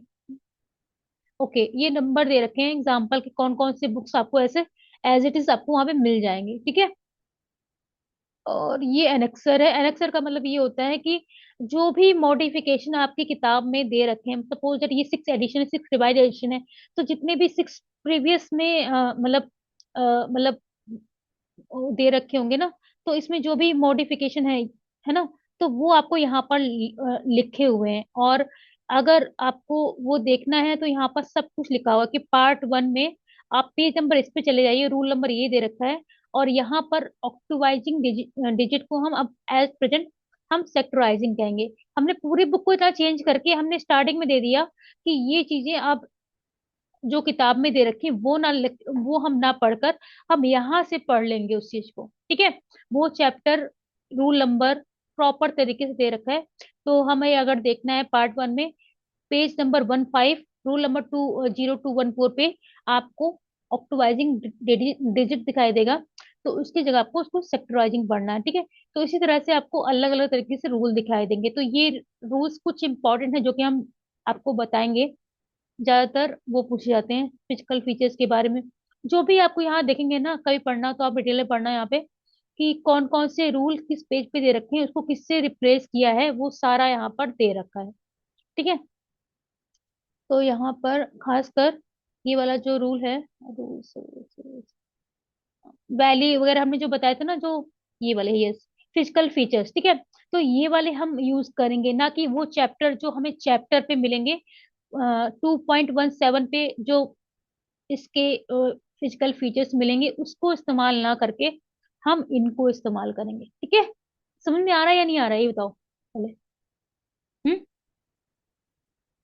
Annexure का मतलब ये होता है कि जो बुक में आपने मॉडिफिकेशन किए हैं, ठीक है, या जो भी हम हम मॉडिफिकेशन या जो भी चेंजमेंट किए हैं, उसको हमने उस बुक में ना रिप्लेस करके हमने एक अलग से पेजेस लिख दिए कि ये यहाँ पर आप ऐड कर लीजिएगा। ठीक है। ये बुक में जो दे रखे हैं वो गलत है, आप इस जो हमने अपडेटेड पेज हैं उस पे जो मेंशन किए हैं उसको लेने हैं, ना कि गिवन पेज पे जो दे रखे हैं उनको लेने हैं। बात समझ में आ रही है नहीं आ रही, पहले बताओ मीना। हाँ, यस मैम। क्लियर हो रहा है या नहीं हो रहा है? Yes ma'am. ठीक है। तो वो चीजें हैं। और मतलब हम जियोस्फेयर का नंबर हमारे पास 2.17 पे एक बार देखते हैं। 2.17 पे जो पेज पे दे रखे हैं उनको ना लेके हमें इसे लेना है। ठीक है। बस इतना है और कुछ भी नहीं। 2.17 खोल ही देते हैं। 2.17 देखो। हम्म, देखो ये दे रखा है ना 2.17 पे, ये दिख रहा है आप लोग को? यहाँ पर एक टेबल देखो इसी तरह से दे रखी है, और उन्होंने पेज नंबर भी दे रखा है, दिख रहा है? हाँ, दिख रहा है?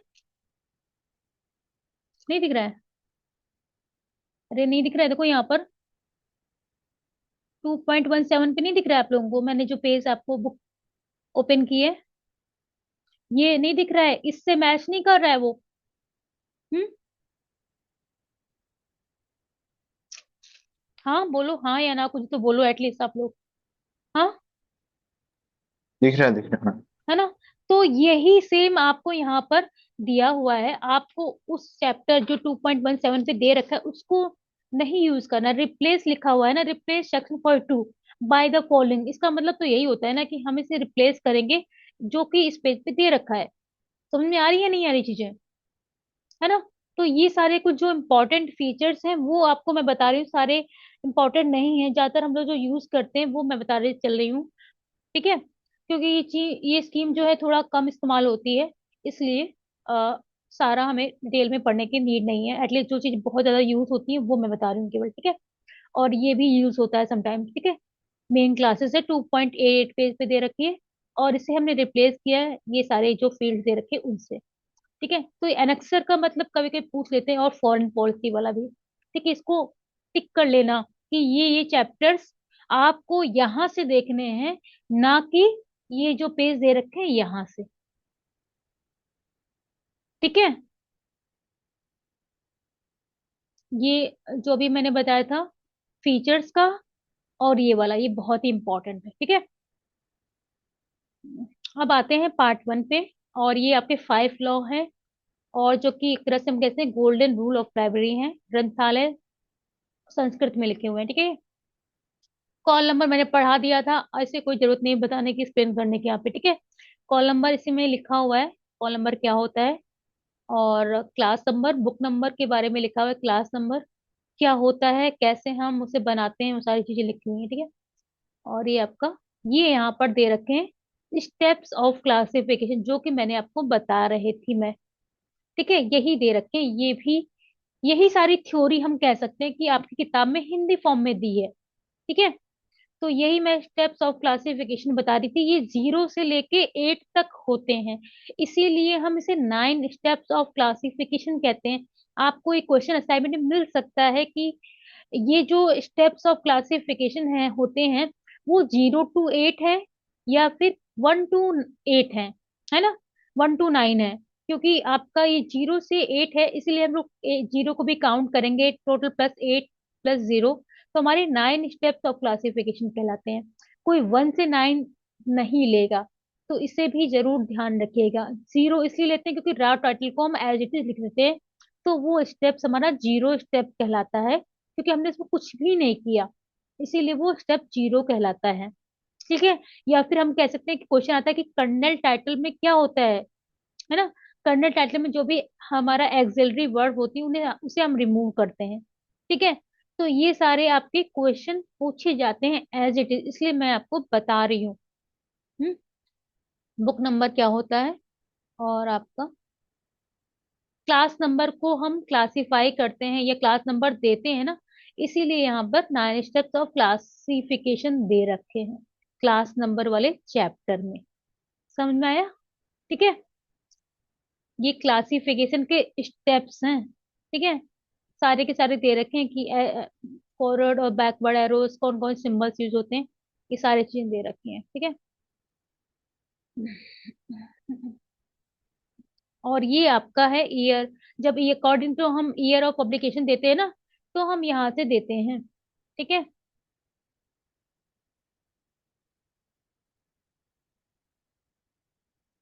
बुक नंबर के केस में। ठीक है, अकॉर्डिंग टू पब्लिकेशन वगैरह देते हैं तो हमने यहाँ पे देते हैं। इसी तरह से वॉल्यूम नंबर के द्वारा देते हैं, सप्लीमेंट नंबर देते हैं, कॉपी नंबर देते हैं। तो ये पूरे दे रखे हैं किस तरह से हम बुक नंबर निकालते हैं, विभिन्न तरीकों से, रंगनाथन सर के जो 8 एलिमेंट के फॉर्मूले के द्वारा। ठीक है,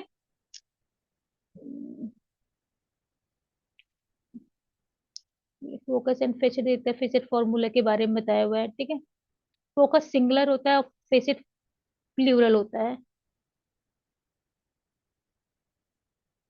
आइसोलेट, ठीक है, आपके कॉमन आइसोलेट होते हैं और स्पेशल आइसोलेट होते हैं, 2 तरह के आइसोलेट होते हैं इसमें। कॉमन का मतलब ये होता है जैसे कि आपका बिbliography हो गया, है ना, आपका बायोग्राफी हो गया, तो ये आपके कॉमन आइसोलेट लाते हैं। ये मतलब अकेले कभी इस्तेमाल नहीं होते, ये किसी पर्टिकुलर मेन क्लास के साथ ही ऐड होंगे। क्योंकि अगर हम बात करें बायोग्राफी की, तो जरूर क्वेश्चन रेज होता है कि किसकी बायोग्राफी, तो रंगनाथन सर की बायोग्राफी की, एपीजे अब्दुल कलाम सर की बायोग्राफी, तो वो अकेले कभी नहीं आते, तो वो आपके कॉमन आइसोलेट कहते हैं। और स्पेशल आइसोलेट वो होते हैं जो कि किसी पर्टिकुलर मेन क्लास के साथ ही ऐड होते हैं। जैसे कि अगर हम बात करें लिटरेचर की या लैंग्वेज की, तो वो आपके स्पेशल आइसोलेट क्लासेस होते हैं, तो वो लिटरेचर मेन क्लास के साथ ही ऐड होते हैं। जैसे हिंदी लिटरेचर हो गया, इंग्लिश लिटरेचर हो गया, फ्रेंच लिटरेचर हो गया, तो वो आपके स्पेशल आइसोलेट कहलाते हैं। ठीक है, राउंड एंड ये सब बहुत डिटेल में है। राउंड क्या होता है और लेवल क्या होता है वो मैं बताऊंगी, जब फेसिट फॉर्मूला पढ़ाऊंगी तो बताऊंगी। ठीक है, ये डिवाइसेस हैं, डिवाइसेस भी बहुत इंपॉर्टेंट है। ठीक है, जब दो तरह की पर्सनालिटी आती है या फिर मतलब आपकी एनर्जी आती है या मैटर आते हैं ना, तो हम राउंड और लेवल का यूज करते हैं। तो वो भी जब हम आपको क्लास में पढ़ाएंगे ना कि राउंड किस लेवल की पर्सनालिटी या किस लेवल की एनर्जी यूज हो रही है, तो एल मेडिसिन में मिलेगा आपको और ओ लिटरेचर में मिलेगा। ठीक है, ये सारे देखो डिवाइसेस हैं। नेमोनिक डिवाइस हो गया आपका, ठीक है, सब्जेक्ट डिवाइस हो गया, है ना, और आपका ग्राफिकल डिवाइस हो गया, सॉरी जियोग्राफिकल डिवाइस हो गया। तो हमारे पास जब हम क्लास नंबर बनाते हैं तो किसी स्पेस का नंबर होता है, तो हम कहाँ से ढूंढते हैं? जियोग्राफिकल डिवाइस, यानी कि वहां के स्थान की, मतलब एक टेबल है वहां से दे रखा है, वहां से देते हैं। ठीक है, और अगर सब्जेक्ट डिवाइस, दो सब्जेक्ट एक साथ आ जाएंगे तब हम सब्जेक्ट डिवाइस यूज करेंगे। वो आगे पढ़ाऊंगी, बहुत डिटेल में नहीं पढ़ा रही हूँ अभी, एक तरह से ओवरव्यू दे रही हूँ। ठीक है, नेमोनिक डिवाइस का मतलब होता है कि कैसे ऐड करते हैं मेमोरी में। ठीक है, नेमोनिक डिवाइस है ये। और अल्फाबेटिकल डिवाइस का मतलब ये, जब हमारे पास कोई मेन क्लास आती है और उसमें हमें डिफरेंशिएट करना होता है तो हम उसे एक अल्फाबेट का नंबर भी देते हैं, जैसे हीरो साइकिल हो गया, या फिर आपका एक किस डिफरेंशिएट करना होता है कि मान लो साइकिल है, बहुत सारे साइकिल हैं, तो हमें स्पेसिफाई करना है कि ये हीरो है या फिर एक्शन है, तो हम उसे एच नंबर दे देते हैं। तो वो हमारा एक तरह से कह सकते हैं कि एक अल्फाबेटिकल डिवाइस का यूज होता है। इसी प्रकार से सुपर इम्पोजिशन डिवाइस भी होती हैं, है ना, दो पर्सनालिटी एक साथ आती है तो सुपर इम्पोजिशन डिवाइस का यूज करते हैं। ठीक है, तो ये सारी डिवाइसेस हैं आपकी, लगभग लगभग 6 8 डिवाइसेस हैं। ठीक है, तो ये सारे इंपॉर्टेंट है, आपकी डिवाइस का अलग से लेक्चर अवेलेबल है। ठीक है, 6 तो बहुत ज्यादा इंपॉर्टेंट है। और ये आपके शॉर्ट फुल फॉर्म दे रखे हैं सभी चीजों के, है ना, आप पढ़ लेना। कैनन ऑफ क्लासिफिकेशन भी बहुत पूछ जाते हैं, कितने कैनन है। ठीक है, तो ये आपके मतलब उसमें डिटेल में नहीं है, केवल थोड़ा इतना पढ़ लीजिएगा आप। और प्रिंसिपल ऑफ प्रिंसिपल्स दे रखे हैं, ये आपके, ये भी पूछे जाते हैं, बहुत ज्यादा पूछे जाते हैं कि प्रिंसिपल ऑफ हेल्पफुल सीक्वेंस किसने दिया था, तो रंगनाथन सर ने दिया था। ये सारे प्रिंसिपल याद कर लेना, ये बहुत ज्यादा ज्यादा पूछे जाते हैं। एज इट इज कि लेफ्ट टू राइट जो अभी हम लोग यूज करेंगे ना, वो उसमें करेंगे कि लेफ्ट टू राइट वाला जो मतलब रूल है कि हम लेफ्ट टू राइट तरीके से क्लास नंबर बनाने में इसका प्रयोग करते हैं कि हम सबसे पहले लेफ्ट से लेते हैं, जो सबसे स्पेस टाइम लेफ्ट से आता है ना, तो हम उसको लेते चलते हैं। ठीक है, फिर उसके बाद राइट पे आते हैं। Away from position one later time, ये सारे आपके याद कर लेना, बहुत इंपॉर्टेंट, बहुत इंपॉर्टेंट। ठीक है, प्रिंसिपल ऑफ हेल्पफुल सीक्वेंस हो गया, लेटर इन टाइम, और आपका लिटरेरी वारंट किसने दिया, ये बहुत ज्यादा पूछा जाता है।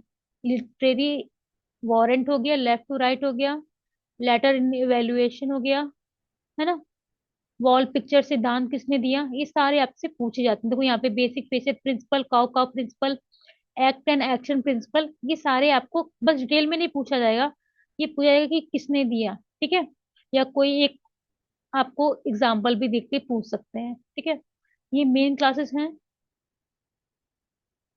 और ये आपके स्पेशल आइसोलेट है। ठीक है, common isolate, sorry common isolate. ठीक है, एसीआई और पीसीआई बोलते हैं, एंट्राइजिंग कॉमन आइसोलेट और पोस्टराइजिंग कॉमन आइसोलेट। ठीक है, इसको अलग अलग लेके चलेंगे, ऐसे तो बहुत ऊपर से जा रहा होगा मुझे पता है।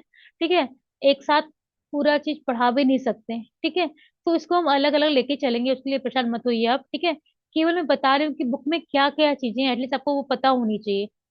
ठीक है, टाइम आइसोलेट क्या होते हैं ये निकालना जरूर सिखाऊंगे। देखो यहाँ पे एलईडी दे रखा है, ये एलईडी का फुल फॉर्म जरूर पूछा जाता है, लेटेस्ट इफेक्टिव डिकेट्स में कहाँ लिखा हुआ है, यहीं कहीं लिखा होना चाहिए एलईडी।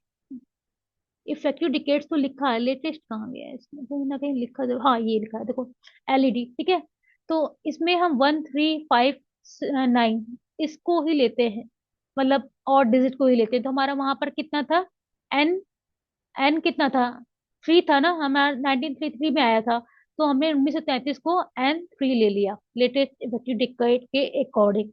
जो नंबर बनाया था आपका, याद है आपको, 2:5:1 N3 आपका कोलन क्लासिफिकेशन का नंबर था ना।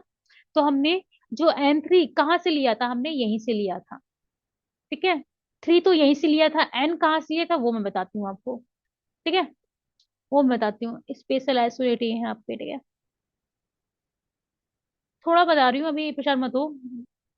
ठीक है, बायस कंपैरिजन, ये सारे स्पेशल क्या है, ये लैंग्वेज आइसोलेट है। ठीक है, लैंग्वेज आइसोलेट जैसे कि आपका अलग अलग लैंग्वेजेस होती हैं, उनके जब लैंग्वेज लेनी है तो हम उस लैंग्वेज चैप्टर से लेंगे, वो लिटरेचर में मेन यूज होगा आपका। ये फेलिएशन है, जब आपके डिफरेंट टाइप के फ्यूजन क्रिएट होते हैं, या मतलब अलग अलग सब्जेक्ट्स आते हैं, क्लस्टर हो गया आपका, लेमिनेशन हो गया, तो वो सारे आपके फेलिएशन से जो कंपाउंड सब्जेक्ट हैं वो बनते हैं, कंपाउंड हो गए, या जो कॉम्प्लेक्स सब्जेक्ट होते हैं, जो कई दो या तीन सब्जेक्ट्स के मिलके एक नया सब्जेक्ट बनता है।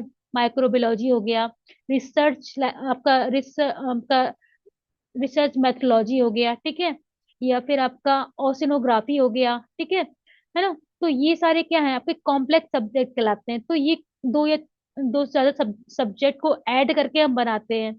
तो इन सब्जेक्ट को जब हम बनाते हैं तो वो किस किस मेथड के थ्रू बनाते हैं, तो वो हमारा होता है फेज रिलेशन या phase and इंट्राफेसिक relation.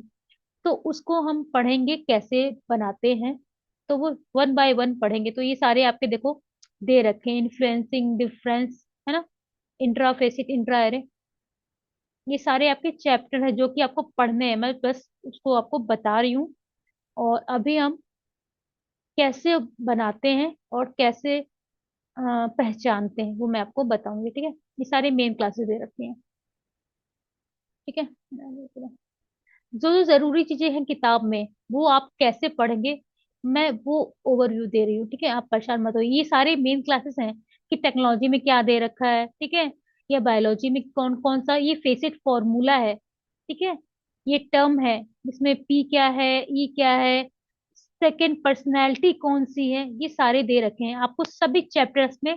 Face it formula और जो ये यहाँ पर दे रखा है इसका मतलब भी दे रखा है कि पी को हम क्या समझेंगे यहाँ पे। ठीक है, यहाँ पे आपका वर्क है, प्रॉब्लम है, माइनिंग का है ये आपका, ठीक है, बॉटनी का है ये P1 P2 P3।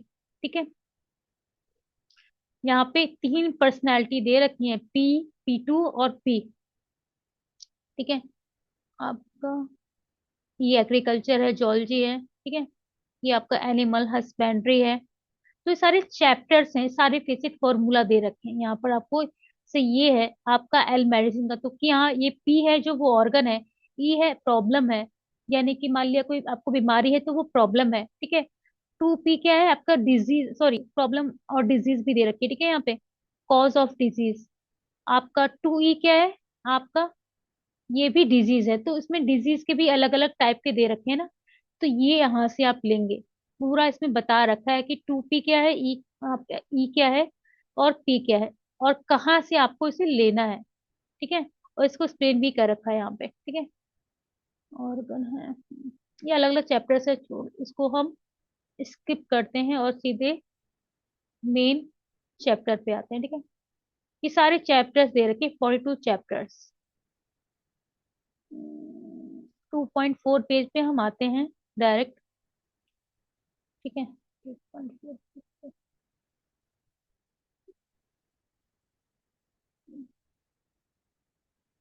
ये सारे चैप्टर्स दे रखे हैं, परेशान होने की बिल्कुल जरूरत नहीं है। ये आपका पार्ट 2 आ गया, पार्ट 2 ये आपका पढ़ना है, मेन आपको यही पढ़ना है, शेड्यूल ऑफ क्लासिफिकेशन। ठीक है, और यहाँ पार्ट 2 आते ही आपका ये 2 हो गया, क्योंकि ये पार्ट 2 को रिप्रेजेंट कर रहा है। पहले ये 2 यहाँ पर नहीं लिखा था, आप पलट के दोबारा देख सकते हैं। ठीक है, और ये आपका बुक नंबर फॉर्मूला दिया है, आप यहाँ पे नोट डाउन कर सकते हैं कि सप्लीमेंट और कॉपी के बीच में किस सिंबल को यूज करते हैं। ठीक है, ये आप एज इट इज याद कर लीजिएगा विद सिंबल। ये बुक नंबर देने के तरीके हैं रंगनाथन सर के द्वारा, जैसे कि हमने यहाँ पर ईयर ऑफ पब्लिकेशन के द्वारा यहाँ पर QN60 दे रखा है, तो हमने यहाँ पे Y को यूज किया है यहाँ पर कोलन क्लासिफिकेशन के बुक नंबर के लिए। ठीक है, ये आपको पूरा एज इट इज लर्न करना है, नेक्स्ट क्लास में पूछूंगी कि किसका कौन सा सिंबल है या किस अल्फाबेट से रिप्रेजेंट करते हैं। जैसे लाइब्रेरी साइंस का 2 नंबर दे रखा है, ठीक है। ओ लिटरेचर का नंबर दे रखा है, ठीक है। आपका वी हिस्ट्री का नंबर है, स्मॉल में दे रखा है, ठीक है। इकोनॉमिक का एक्स है ना। मैथमेटिक्स का बी है, कहीं कहीं दे रखा होगा, ठीक है। तो कोई बी दे रखा है, ठीक है। तो ये सारे नंबर एज इट इज आपको याद करने होंगे, और ये बहुत ज्यादा पूछे जाते हैं। बी हो गया, इंजीनियरिंग को डी बोलते हैं, ठीक है। ये आपको एज इट इज याद करना पड़ेगा, ये भी आपको याद करना होगा, ठीक है। कुछ चीजें तो एटलीस्ट ऊपर के यहाँ तक तो याद ही करने पड़ेंगे, ठीक है। आपका बिलियोग्राफी हो गया, सॉरी बायोग्राफी है। सीरियल को एन से रिप्रेजेंट करते हैं, ये बहुत ज्यादा पूछा जाता है एग्जामिनेशन में कि एन किस सीरियल को किससे रिप्रेजेंट करते हैं, या एन दे देंगे और लिखेंगे कि ये क्या है, ठीक है। तो ये क्वेश्चन भी बनते हैं आपके एग्जामिनेशन में, ठीक है। ये आपके एप्लीके और ये लिखा भी आप पढ़ सकते हैं कि जो एसीआई है, ये एसीआई है, एंड्राइजिंग कॉमन आइसोलेट, ये कब कब यूज होती है। एप्लीकेबल बिफोर स्पेस विजिट, यानी कि स्थान के पहले हम इस यूज करते हैं, ठीक है। और साथ ही साथ बाद में भी इस्तेमाल करते हैं इन वाले केसेस में।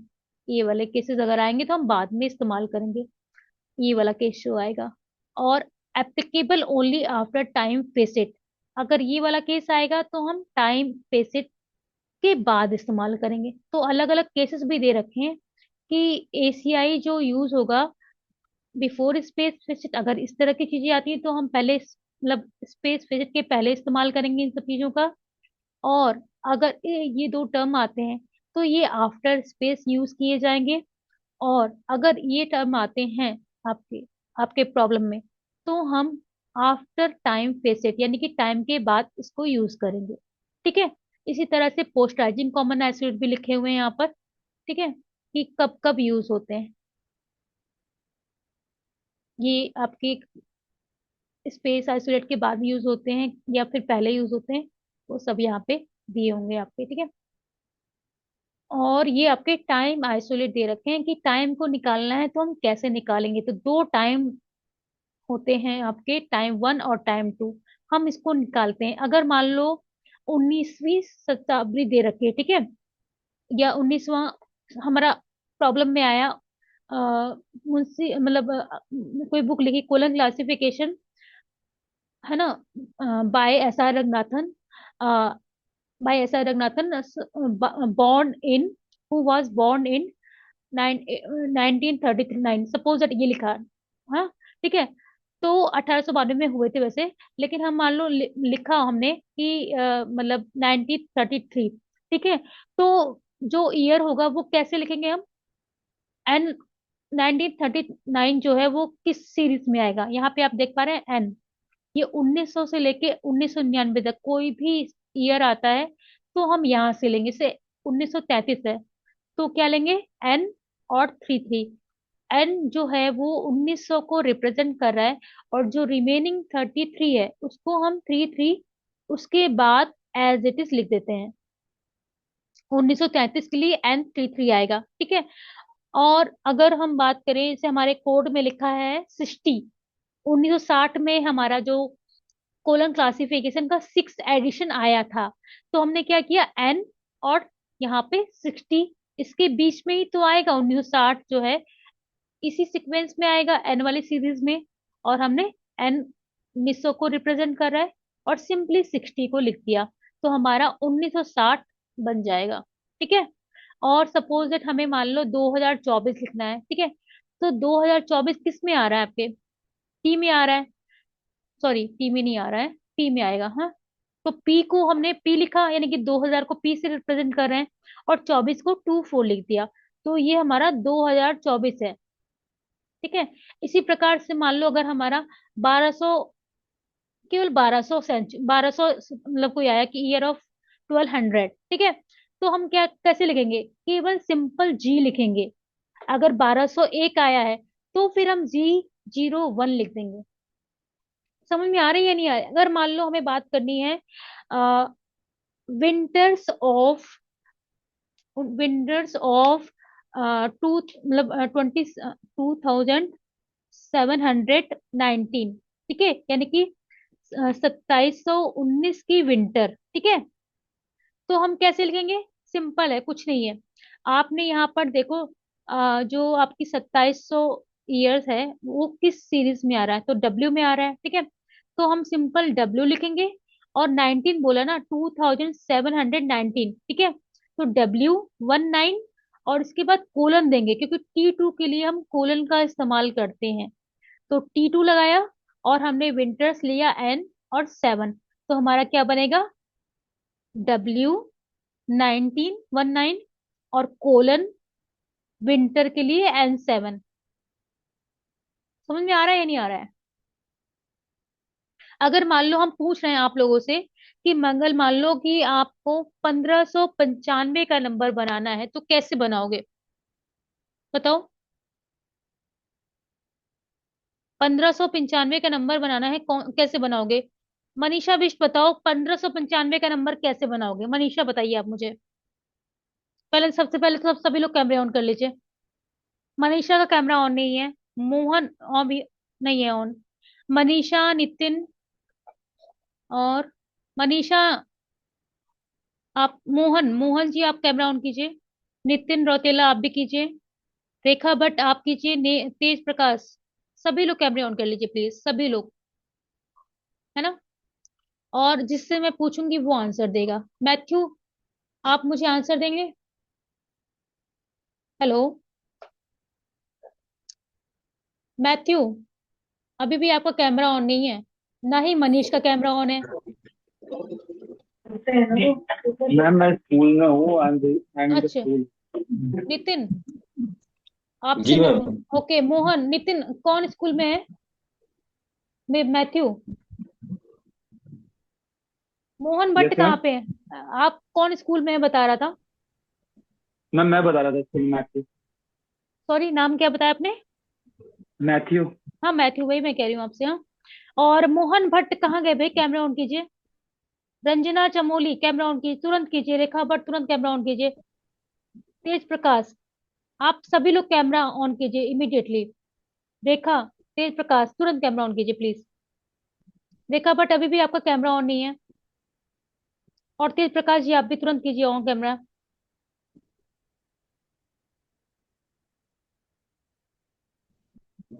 रेखा भट्ट, आप सुन रही रहे मेरी बात को, मैं क्या कह रही हूँ? आप तुरंत कैमरा ऑन कीजिए, जितने लोगों के कैमरे बंद हैं सभी लोग ऑन कीजिए। रंजना चमोली, मेरा क्वेश्चन आपसे है। रंजना चमोली, मेरी आवाज पहुंच रही है आप तक? Yes ma'am.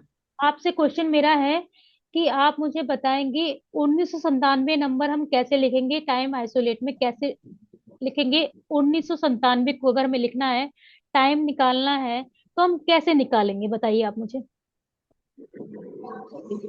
ये आपके सामने टाइम आइसोलेट की टेबल भी खुली हुई है, आप इसमें से देख के बताइए। 1997, 1997 कैसे बनाएंगे आप बताइए। हम्म, इतना टाइम लग रहा है रंजना? एन से स्टार्ट होगा मैम, एन से। स्टार्ट नहीं, पूरा नंबर हमें बताइए आप। मुझे नहीं पता कैसे स्टार्ट होगा, क्या होगा, मैंने बता दिया, आप मुझे इसका आंसर दीजिए कि कैसे बनाएंगे, आपने क्या समझा और उसके अकॉर्डिंग क्या होना चाहिए। 1997, मैंने बहुत सारे नंबर बनाए आपके अभी, है ना। तो आप मुझे बताइए कि 1997 का नंबर क्या होगा according to time isolate in CC. Ma'am असल में मुझे टाइमिंग का कंफर्म नहीं था, अभी 5 मिनट ही हुए मुझे ज्वाइन किए हुए ना। अच्छा, हाँ वो बात तो ठीक है, लेकिन मैंने ग्रुप में भेज दिया था, इज वेरी इंपॉर्टेंट क्लास।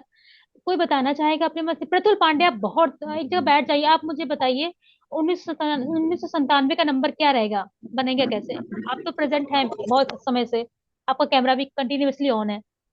आपसे मैं चाहूंगी कि आप सही आंसर मुझे देंगे यहाँ पे। हाँ, बताइए जल्दी से। माइक ऑन कर लीजिए प्लीज तुरंत, और आंसर दीजिए। हाँ बताइए, 1997 का नंबर कैसे होगा, कैसे क्या बनाएंगे आप? क्या बोल रहे हैं, कुछ समझ नहीं आ रहा मुझे। N97 होगा। वेरी गुड, है ना। सो आप, अगर हम बात करें, मान लिया 2000, नहीं 2000, 1842, है ना। और स्नो ऑफ 1842, ठीक है, स्नो ऑफ 1842, तो कैसे बनाओगे नितिन रौतेला? मैम हम्म M42 M42 विन हमने क्या स्नो भी तो बोला ना, स्नो ऑफ स्नो 1842। हाँ, तो हम कैसे T2 को ऐड करेंगे? सिंपल तो मैंने बताया था, कोई और बताना चाहेगा या फिर मैं बताऊं इसको? कोई ऐसा है जो कि T2 को भी ऐड करके मुझे आंसर दे सकता है? कोई है तो बताए। मैम 1800, सॉरी क्या हाँ, 92 नो नो 42, P 1842। हाँ, P8। और सिंबल खा गए, कोलन कहाँ जाएगा? हाँ हाँ सॉरी कोलन। हाँ बिल्कुल, है ना। देखो कॉलन। ये चीजें बहुत थोड़ा सा ये आपको पता होगा, क्योंकि ये आपको आगे मिलने वाला है। आपको ये टाइम निकाल से मैंने वहां पे देखा था आपका, ये जो सीसी की किताब आपका 6 एडिशन पढ़ रहे हो, ये 1960 में पब्लिश हुई। तो हम कैसे बनाएंगे? नितिन प्रतुल पांडे ने बता दिया। रंजना चमोली बताओ, अगर 1960 में हमारी जो किताब थी कोलन क्लासिफिकेशन, उसका कॉल नंबर हमने निकाला था, तो हमने कैसे निकाला था इसमें से? 1960 का नंबर कैसे बनाओगे बताओ? अभी तो समझ में आया होगा ना आपको, ये यस नहीं मैम। है? हाँ बताओ, 1960 का नंबर कैसे बनेगा? 1960 का हम्म N60 मैम। हाँ, N60 बिल्कुल सही। अगर हम मान लो केवल 2500 बताएं, केवल 25वीं से मतलब ईयर है आपका, है ना, 2500, है ना, तो फिर उसको कैसे रिप्रेजेंट करेंगे आप बताओ रंजना, कैसे बताओगे उसको? 45 को मैम। नो नो, 2500, है ना, ईयर ऑफ 2500। तो 2500 हाँ, तो कैसे मतलब? U25। No no no no no, ऐसे कैसे? जब हम बोले 2500, कौन सा ईयर है 2500 वाला, ठीक है, तो ये यस ऑलरेडी यू पूरे पूरे को रिप्रेजेंट कर रहा है ना। और मान लो 2505 बोलते तो हम 05 ऐड करते, क्योंकि हम केवल 2500 को बता रहे हैं, तो 2500 वाली जो सीरीज है वो तो यू को रिप्रेजेंट कर रही है ना। तो इसमें फिर 2500 क्यों लिखोगे? तो फिर दो, ये तो 2525 हो जाएगा ना, जब बता रहे हो जो, वो 2525 है ना, केवल यू आएगा। यही मैं, ओके मैम। आपको ये U। पता होना चाहिए, ठीक है। और काल के केस में आएगा तो एज इट इज आप इसे नोट कर लोगे, ठीक है। वैसे ये सारी चीजें यूज ज्यादा नहीं होती, तो फिर ज्यादा रीजनिंग का इस्तेमाल करते हैं, तो हम इनको बता रहे हैं, ठीक है। और अगर हमें ओके। टाइम टू को ऐड करना होता है तो हम कोलन लगा के इन सारे T2 टाइम ऐड को करें। ऐड कर देते हैं, ठीक है। सिंपल है ना, बहुत ज्यादा टफ नहीं है ना। मेरे ख्याल से ये टाइम टू है ना, ये टाइम टू एनेक्सर में जब जाएंगे ना हम, तो एनेक्सर में इसको भी चेंज किया गया है, टाइम टू को भी। एक मिनट, कोई कौन से पेज पे दे रखा है ये? चैप्टर 3 फिजिकल फीचर्स है। एक मिनट चेक करती हूँ मैं।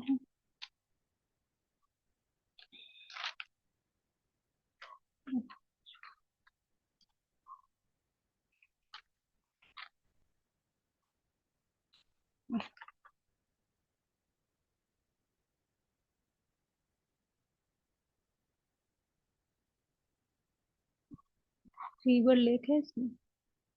नहीं, समर, वो तो फिजिकल फीचर्स है ना, नहीं दे रखे हैं इसमें, ठीक है। इसको यहीं से लेंगे, ठीक है। टाइम हो गया आपका, ठीक है।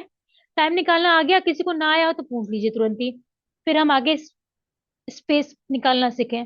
पूछना है किसी को? मैम सबको कोलन स्टार्टिंग में लगेगा या लास्ट में? देखो क्या होता है, जैसे मान लिया हमें निकाला है सिंपली 2000, या फिर आपको 1985 या 1982 या 1685 आ गया आपका, ठीक है। तो सिंपली क्या करेंगे, के आपका 85, ठीक है। अगर एक केवल टाइम आता है तो, और सपोज इट हमारे पास दो तरह के टाइम आए, कि हमारे बोला कि ऑटमन ऑफ 1857, तो उस केस में क्या होगा, दो टाइम है आपका, तो एक टाइम टू ये है, फीचर टाइम है कि उस फीचर को बता रहा है कि ये जो पतझड़ वाला महीना था वो ये 1857 का पतझड़ का महीना, ठीक है। तो हमने पहले ईयर लिया, ठीक है, पहले हम टाइम वन लेंगे फिर टाइम टू लेंगे, और टाइम 1857 लिया हमने, तो कहाँ पे आएगा, ये वाले में। तो M57, फिर कोलन, जो फीचर टाइम के लिए हम कोलन का इस्तेमाल करते हैं, और कोलन लगाया, और उसके बाद हमने ऑटोमन N5 दे रखा है, N5 लगा दिया, बस। समझ में आया या नहीं? Okay ma'am. सभी को आया या नहीं आया?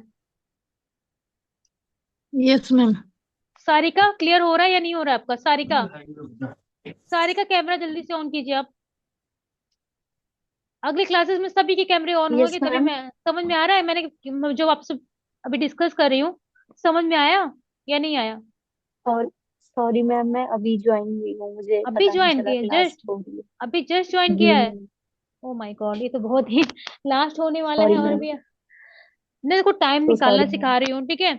और टाइम निकालने में देखो हाँ ये जी। सारे टेबल दे रखे हैं। ये के है, ये पूरी 1600 की सेंचुरी को रिप्रेजेंट कर रही है, ठीक है? अगर मान लिया 1600 केवल ईयर आया तो के से लिखेंगे, और अगर 1642 आ गया तो के 42 आएगा। और अगर मान लिया आपका विंटर्स ऑफ 2000 केवल आया तो क्या करेंगे हम?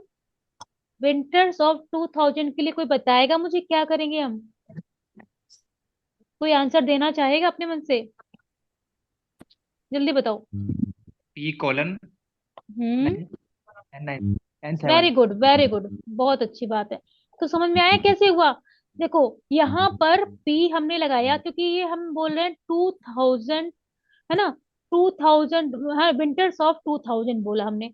तो पी जो है वो 2000 को रिप्रेजेंट कर रहा है, 2000 वाले ईयर को रिप्रेजेंट कर रहा है। तो सिंपली हमने पी ले लिया, और T2 के लिए हमने कोलन इस्तेमाल करते कोलन लिया, और विंटर के लिए N7 ले लिया। समझ में आया या नहीं आया, पहले ये बताओ। सारिका? जी हाँ, मैम। आया? रेखा भट्ट कहाँ यस गई मैम। भाई? कैमरा को नहीं ऑन कर रहे हो क्या? रेखा, तेज प्रकाश, मीना चौहान, चलो। रेखा और तेज प्रकाश, कैमरा जल्दी से ऑन कीजिए। पवन, आपको समझ में आ रही चीजें या नहीं आ रही है? मैम आ रही है मैम। ये जो एन हाँ थ्री है यहाँ पर हाँ जो कॉलिंग क्लासिफिकेशन है, ये हाँ हाँ। एन थ्री मैम इसका समर वाला है ना ना, टाइम N3 ना ना, जो आइसोलेटेड। ये जो 2:51 N3 दे रखा है ना, मैंने अभी एलईडी के बारे में बताया है। लेटेस्ट इफेक्टिव डिकेट टाइम को भी हम दो तरीके से निकालते हैं। एक तो ये हमारा जो कॉमन टाइम आइसोलेट के टेबल से निकालते हैं, या फिर हम एक जी लेटेस्ट इफेक्टिव डिकेट होती है, एक तरीका होता है और भी, जिसमें हम और डिजिट जैसे 1 3 5 7 9, उसमें से मान लो हमारा 1901 है तो हम एक को लेंगे, ना कि मतलब जो लास्ट डिजिट में ऑड नंबर आते हैं उनको लेके चलते हैं। जैसे यहाँ पे 1933 था, तो ये हमने 3 को लिया, ने जो ऑड डिजिट होते हैं उनको ही लेते हैं, तो हमने 3 को ले लिया, ठीक है? ऐसे ही यहाँ पे जी हमारा जी जो कोलन क्लासिफिकेशन है वो कब पब्लिश हुई थी, पहला इलेक्शन कब आया था? 1933 में। तो जो N3 लिया है वो यहाँ से लिया है, ठीक है? N4 ये जी आपका हो गया 1920 नंबर लिया, और 3 वहां से केवल 3 ले लिया, ठीक है? लेटेस्ट डिकेट जी से जी उसको ले लिया, ठीक है? और जी जो आपका नीचे Q960 दे रखा है, ये कोड है, बुक नंबर है एक्चुअली। तो Q फॉर जी कोड जी होता है, N माने मतलब ये जो एडिशन है आपका कोलन क्लासिफिकेशन का, वो 1960 में 6 एडिशन आया था, तो ये जी N जी 1960 का नंबर यहाँ पे N60 आ गया। तो ये जी बुक जी नंबर है, ठीक है? क्योंकि जी इसमें आपके क्लास, सॉरी, ये जो मतलब कॉल नंबर होता है वो क्लास नंबर और बुक नंबर और कलेक्शन नंबर को मिला के बनता है। लेकिन दो नंबर कॉमन ज्यादातर यूज होते हैं, दो मतलब जो जी नंबर जी होते हैं इसमें कॉल नंबर में, एक तो collection number, sorry class number, और एक बुक नंबर, वो दो ज्यादा इंपॉर्टेंट होते हैं, ठीक है? कलेक्शन नंबर तो उसके एक पर्टिकुलर एक इस मतलब प्लेस को बताता है कि ये किस सेक्शन का किताब है, जैसे रेफरेंस सेक्शन हो गए, टेक्स्ट बुक सेक्शन हो गए, तो वो सारे हो सकते हैं छोटी लाइब्रेरीज में ना हो। तो हमारे पास दो ही मतलब एलिमेंट जरूरी होते हैं कॉल नंबर को बनाने के लिए, पहला होता है क्लास नंबर और दूसरा होता है बुक नंबर, ठीक है? तो ये आपका बुक नंबर निकालने का तरीका सभी को आई थिंक आ गया होगा। अगर फिर भी नहीं आया तो आप मुझसे पूछ लीजिए। मैं स्पेस आइसोलेट निकालना आपको बताती हूँ कि स्पेस आइसोलेट को हम, यानी कि स्पेस के नंबर को कैसे निकालते हैं, ठीक है? तो स्पेस आइसोलेट ये दे रखा है, ठीक है? और आप यहाँ से स्पेस के नंबर बनाते हैं, यानी कि स्पेस में, यानी कि स्थान के, जोग्राफिकल डिवीजन है बेसिकली यहाँ पे, ठीक है? तो ये वर्ल्ड एक को रिप्रेजेंट करता है, ठीक है? और आपका मदर कंट्रीज या फिर फेवरेट कंट्री जो मतलब मित्र देश होते हैं, उनको हम 2 से रिप्रेजेंट करते हैं, मदर कंट्रीज को, और 3 से अपने मित्र देश को रिप्रेजेंट करते हैं, ठीक है? तो लेकिन हमें यहाँ से नहीं लेना है, ठीक है? यहाँ से हमें नहीं लेना है। यहाँ से लेंगे तो बड़े कंफ्यूज होंगे, क्योंकि हमें पता होना चाहिए कि बर्मा में क्या चीजें आती हैं, जापान में कौन कौन सी कंट्रीज या कोई मतलब कौन कौन से सिटीज आते हैं वहां पे, ठीक है? कौन कौन से स्टेट आते हैं। लेकिन चूंकि हमें अगर नहीं पता है है ना, एशिया कॉन्टिनेंट में क्या क्या चीजें आती हैं, कौन कौन से देश या आते हैं, तो हमें पता होगा तभी हम निकाल सकते हैं ना। तो हम इसको यहाँ से ना लेके हम एक इंडेक्स दे रखी है यहाँ पे, वहां से लेंगे। ठीक है, अगर हमें सेम कंफ्यूजन कहीं से होती है तो उस केस में हम फिर यहाँ पर जाएंगे। ठीक है, तो ये एक ज्योग्राफिकल इंडेक्स दे रखी है ना, यहाँ से इसको देखेंगे, क्योंकि इसमें A to Z नंबर मिल जाएंगे आपको। तो एक हमें ये नहीं पता होना जरूरी है कि पहले एशिया में आपका हम इंडिया आया, फिर इंडिया में कौन सा मतलब यूपी आया, यूपी में कानपुर आया। तो हमें कानपुर का नंबर देखने के लिए हमें पता होना चाहिए कि भाई इंडिया इंडिया में कानपुर है, कानपुर और यूपी के अंदर आएगा। ठीक है, तो ये सीक्वेंस हमें अगर देखना होगा इस टेबल के अकॉर्डिंग तो हमें पता होना चाहिए। और अगर हम इस टेबल को देखेंगे तो हमें कोई मतलब नहीं है कि हमें ये पता नहीं, जरूरी नहीं है कि पता हो कि ये कानपुर जो है वो किस सिटी में आता है, किस स्टेट में आता है, या फिर किस देश का पार्ट है। ठीक है, तो न्यूयॉर्क है, तो न्यूयॉर्क हमें ढूंढना है, तो हमें नहीं पता कि मतलब किसका पार्ट है, कहाँ पे ढूंढना है, किस कॉन्टिनेंट के अंदर आएगा। तो हम एन पे चले जाएंगे, डायरेक्टली न्यूयॉर्क का नंबर मिल जाएगा अल्फाबेटिकल सीक्वेंस में। ये पूरा डिक्शनरी ऑर्डर में दे रखा है A to Z। तो अगर हमें किसी भी देश का, किसी भी स्टेट का, किसी भी कंट्री का, किसी भी मतलब कॉन्टिनेंट का अगर देखना हो स्थान का नंबर, तो हमें मिल जाएगा। सपोज दैट हमें इंडिया का नंबर देखना है तो हम किस अल्फाबेट पे आएंगे, आई पे। ठीक है, तो सिंपल जल्दी से हम ढूंढ लेंगे, एक तरह से हम कह सकते हैं नंबर को किसी भी स्थान के। तो हमें इंडिया का नंबर निकालना है तो क्या करेंगे, आई पे आएंगे, तो यहाँ पे दिख रहा है इंडिया का 44 है। ठीक है, इस तरह से अगर हमें मान लो देखना है आ, बताओ कोई आगरा का नंबर देखना है सपोज दैट। ठीक है, तो आगरा का के लिए क्या करेंगे, हम लोग यहाँ पर जाएंगे और ये हमारा आगरा का नंबर दे रखा है। ठीक है, और मान लो हमें बरेली का नंबर देखो तो बरेली का दे रखा है। ठीक है, तो इस तरह के आपको यहाँ पे नंबर मिल जाएंगे और यहाँ से आप नंबर को लेंगे। जैसे हमने वहां टाइम बनाया था, यहाँ पे हमने स्पेस बनाया है। समझ में आया या नहीं आया, पहले बताओ। ठीक है, जैसे रशिया है तो रशिया को 58 दे रखा है। ठीक है, इस तरह से आप यहाँ पे नंबर लेंगे।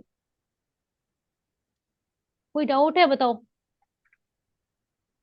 हम्म, मीना, क्लियर हुआ या नहीं। ठीक है, यस मैम।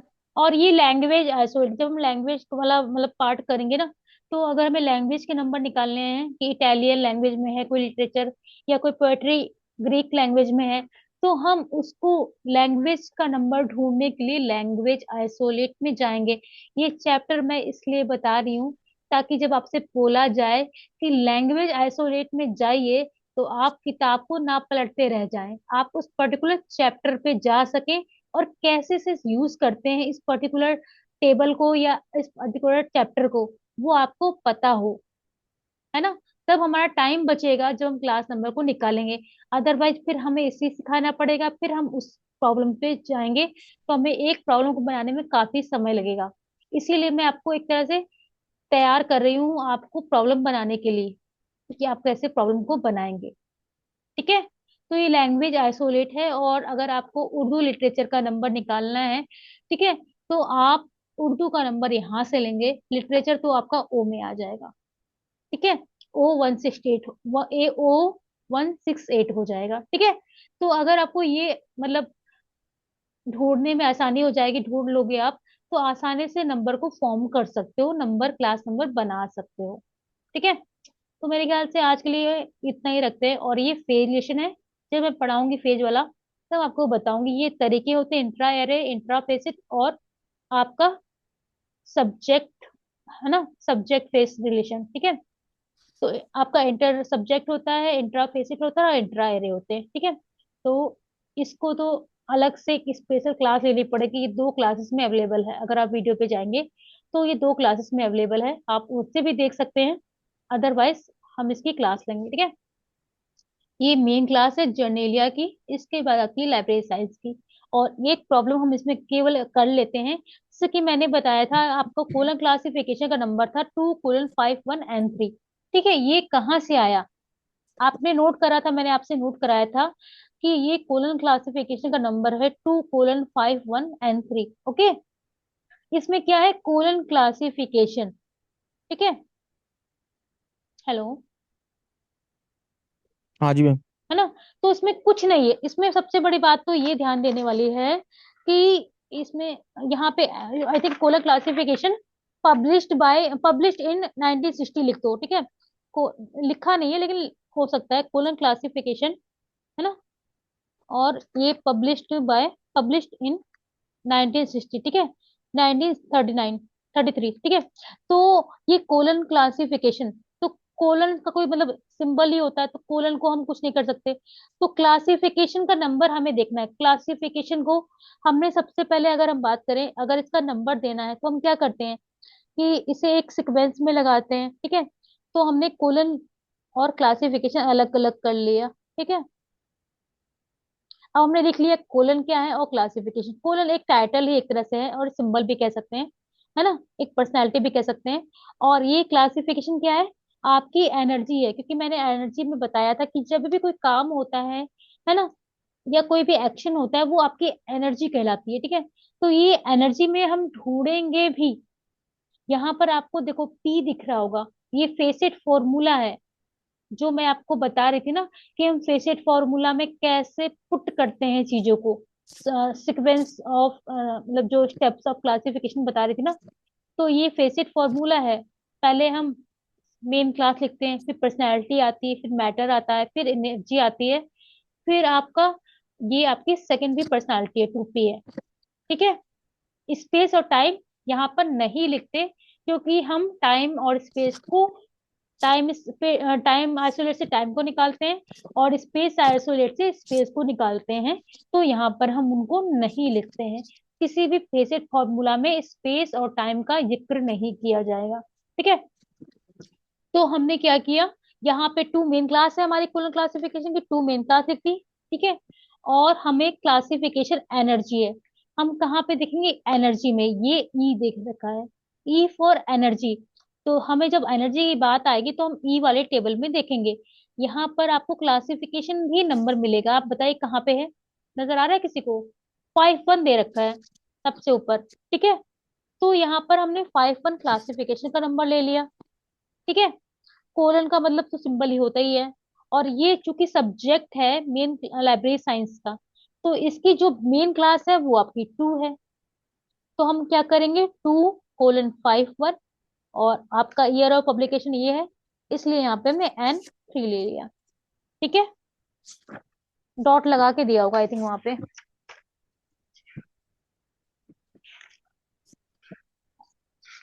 यहाँ तक क्लियर हुआ या फिर नहीं, बताओ। फिर हम नेक्स्ट क्लास में मिलेंगे, अभी तो हमारी नेक्स्ट क्लास स्टार्ट होने वाली है, ठीक है। बताओ भाई, यहाँ तक क्लियर हुआ या नहीं हुआ? हम्म। हेलो। ये क्लियर हुआ या नहीं हुआ आपको? हाँ मैम। किसी का आंसर ही नहीं आता क्लियर हो गया। है ना। मैं इसको दोबारा नहीं पढ़ाऊंगी, इस बात को ध्यान रख लेना, जो भी डाउट हो इसी क्लास में पूछ लो।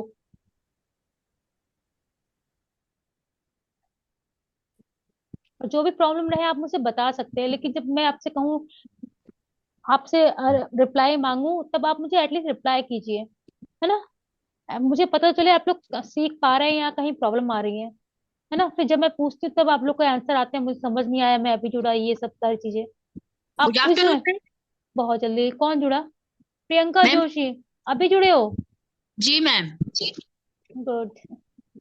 आज क्लास थी नहीं एक्चुअली आपकी, मैं कल क्लास ले नहीं पाई थी, तो मैंने आज 12 से 2 क्लास ले ली थी आपकी। ओके मैम, मैम 2 to 4 वाले टाइमिंग पे प्रियंका जोशी ले। सेकेंड सेमेस्टर के हो क्या आप? नहीं मैम, फर्स्ट सेमेस्टर के। तो फिर आपका आज तो सेकेंड सेमेस्टर वाले बच्चों की क्लास है ना, आज तो उनका टर्न है। आपका तो कल था, लेकिन कल मैंने क्लास ले ली थी, तो मैंने आज इसलिए क्लास ले ली थी, इस वजह से कि छूटना नहीं। तो ये आया था कि कल होगी, आज क्लास नहीं हो पाएगी करके मेरे उसमें मैसेज आया था। हाँ, तो मैंने लिखा भी था कि ये भी लिखा था मैथ्स के साथ में कि जो भी शेड्यूल होगा मैं आपको बताऊंगी, और मैंने मॉर्निंग में बताया भी था, 11 बजे, साढ़े साढ़े पौने 11 बजे मैंने बता दिया था कि ओके ये मैम। क्लास है ना। चलो कोई नहीं, आप लेक्चर्स के थ्रू भी देख सकते हैं, तो सारे टॉपिक को मैंने ऑलमोस्ट मतलब बताने की कोशिश की है। ठीक है, ठीक इसमें है टाइम निकालना और स्पेस निकालना सिखाया है, और थोड़ा सा मैं उसको रिवाइज करूंगी नेक्स्ट क्लास में। और जी सारी चीजें पूछूंगी भी, जिन लोगों ने क्लास अटेंड की सभी के मेरे पास नंबर हैं, मतलब जी सभी के मैम। सारे सभी के पिक्चर्स मेरे पास है, और जी मैं सभी से पूछूंगी, ठीक है। और ठीक है मैम। सारे का आपसे ही पूछूंगी, इस बात का ध्यान रखना, ठीक है। और नेक्स्ट क्लास में सभी के ओके कैमरे मैम। ऑन होने चाहिए, ठीक है।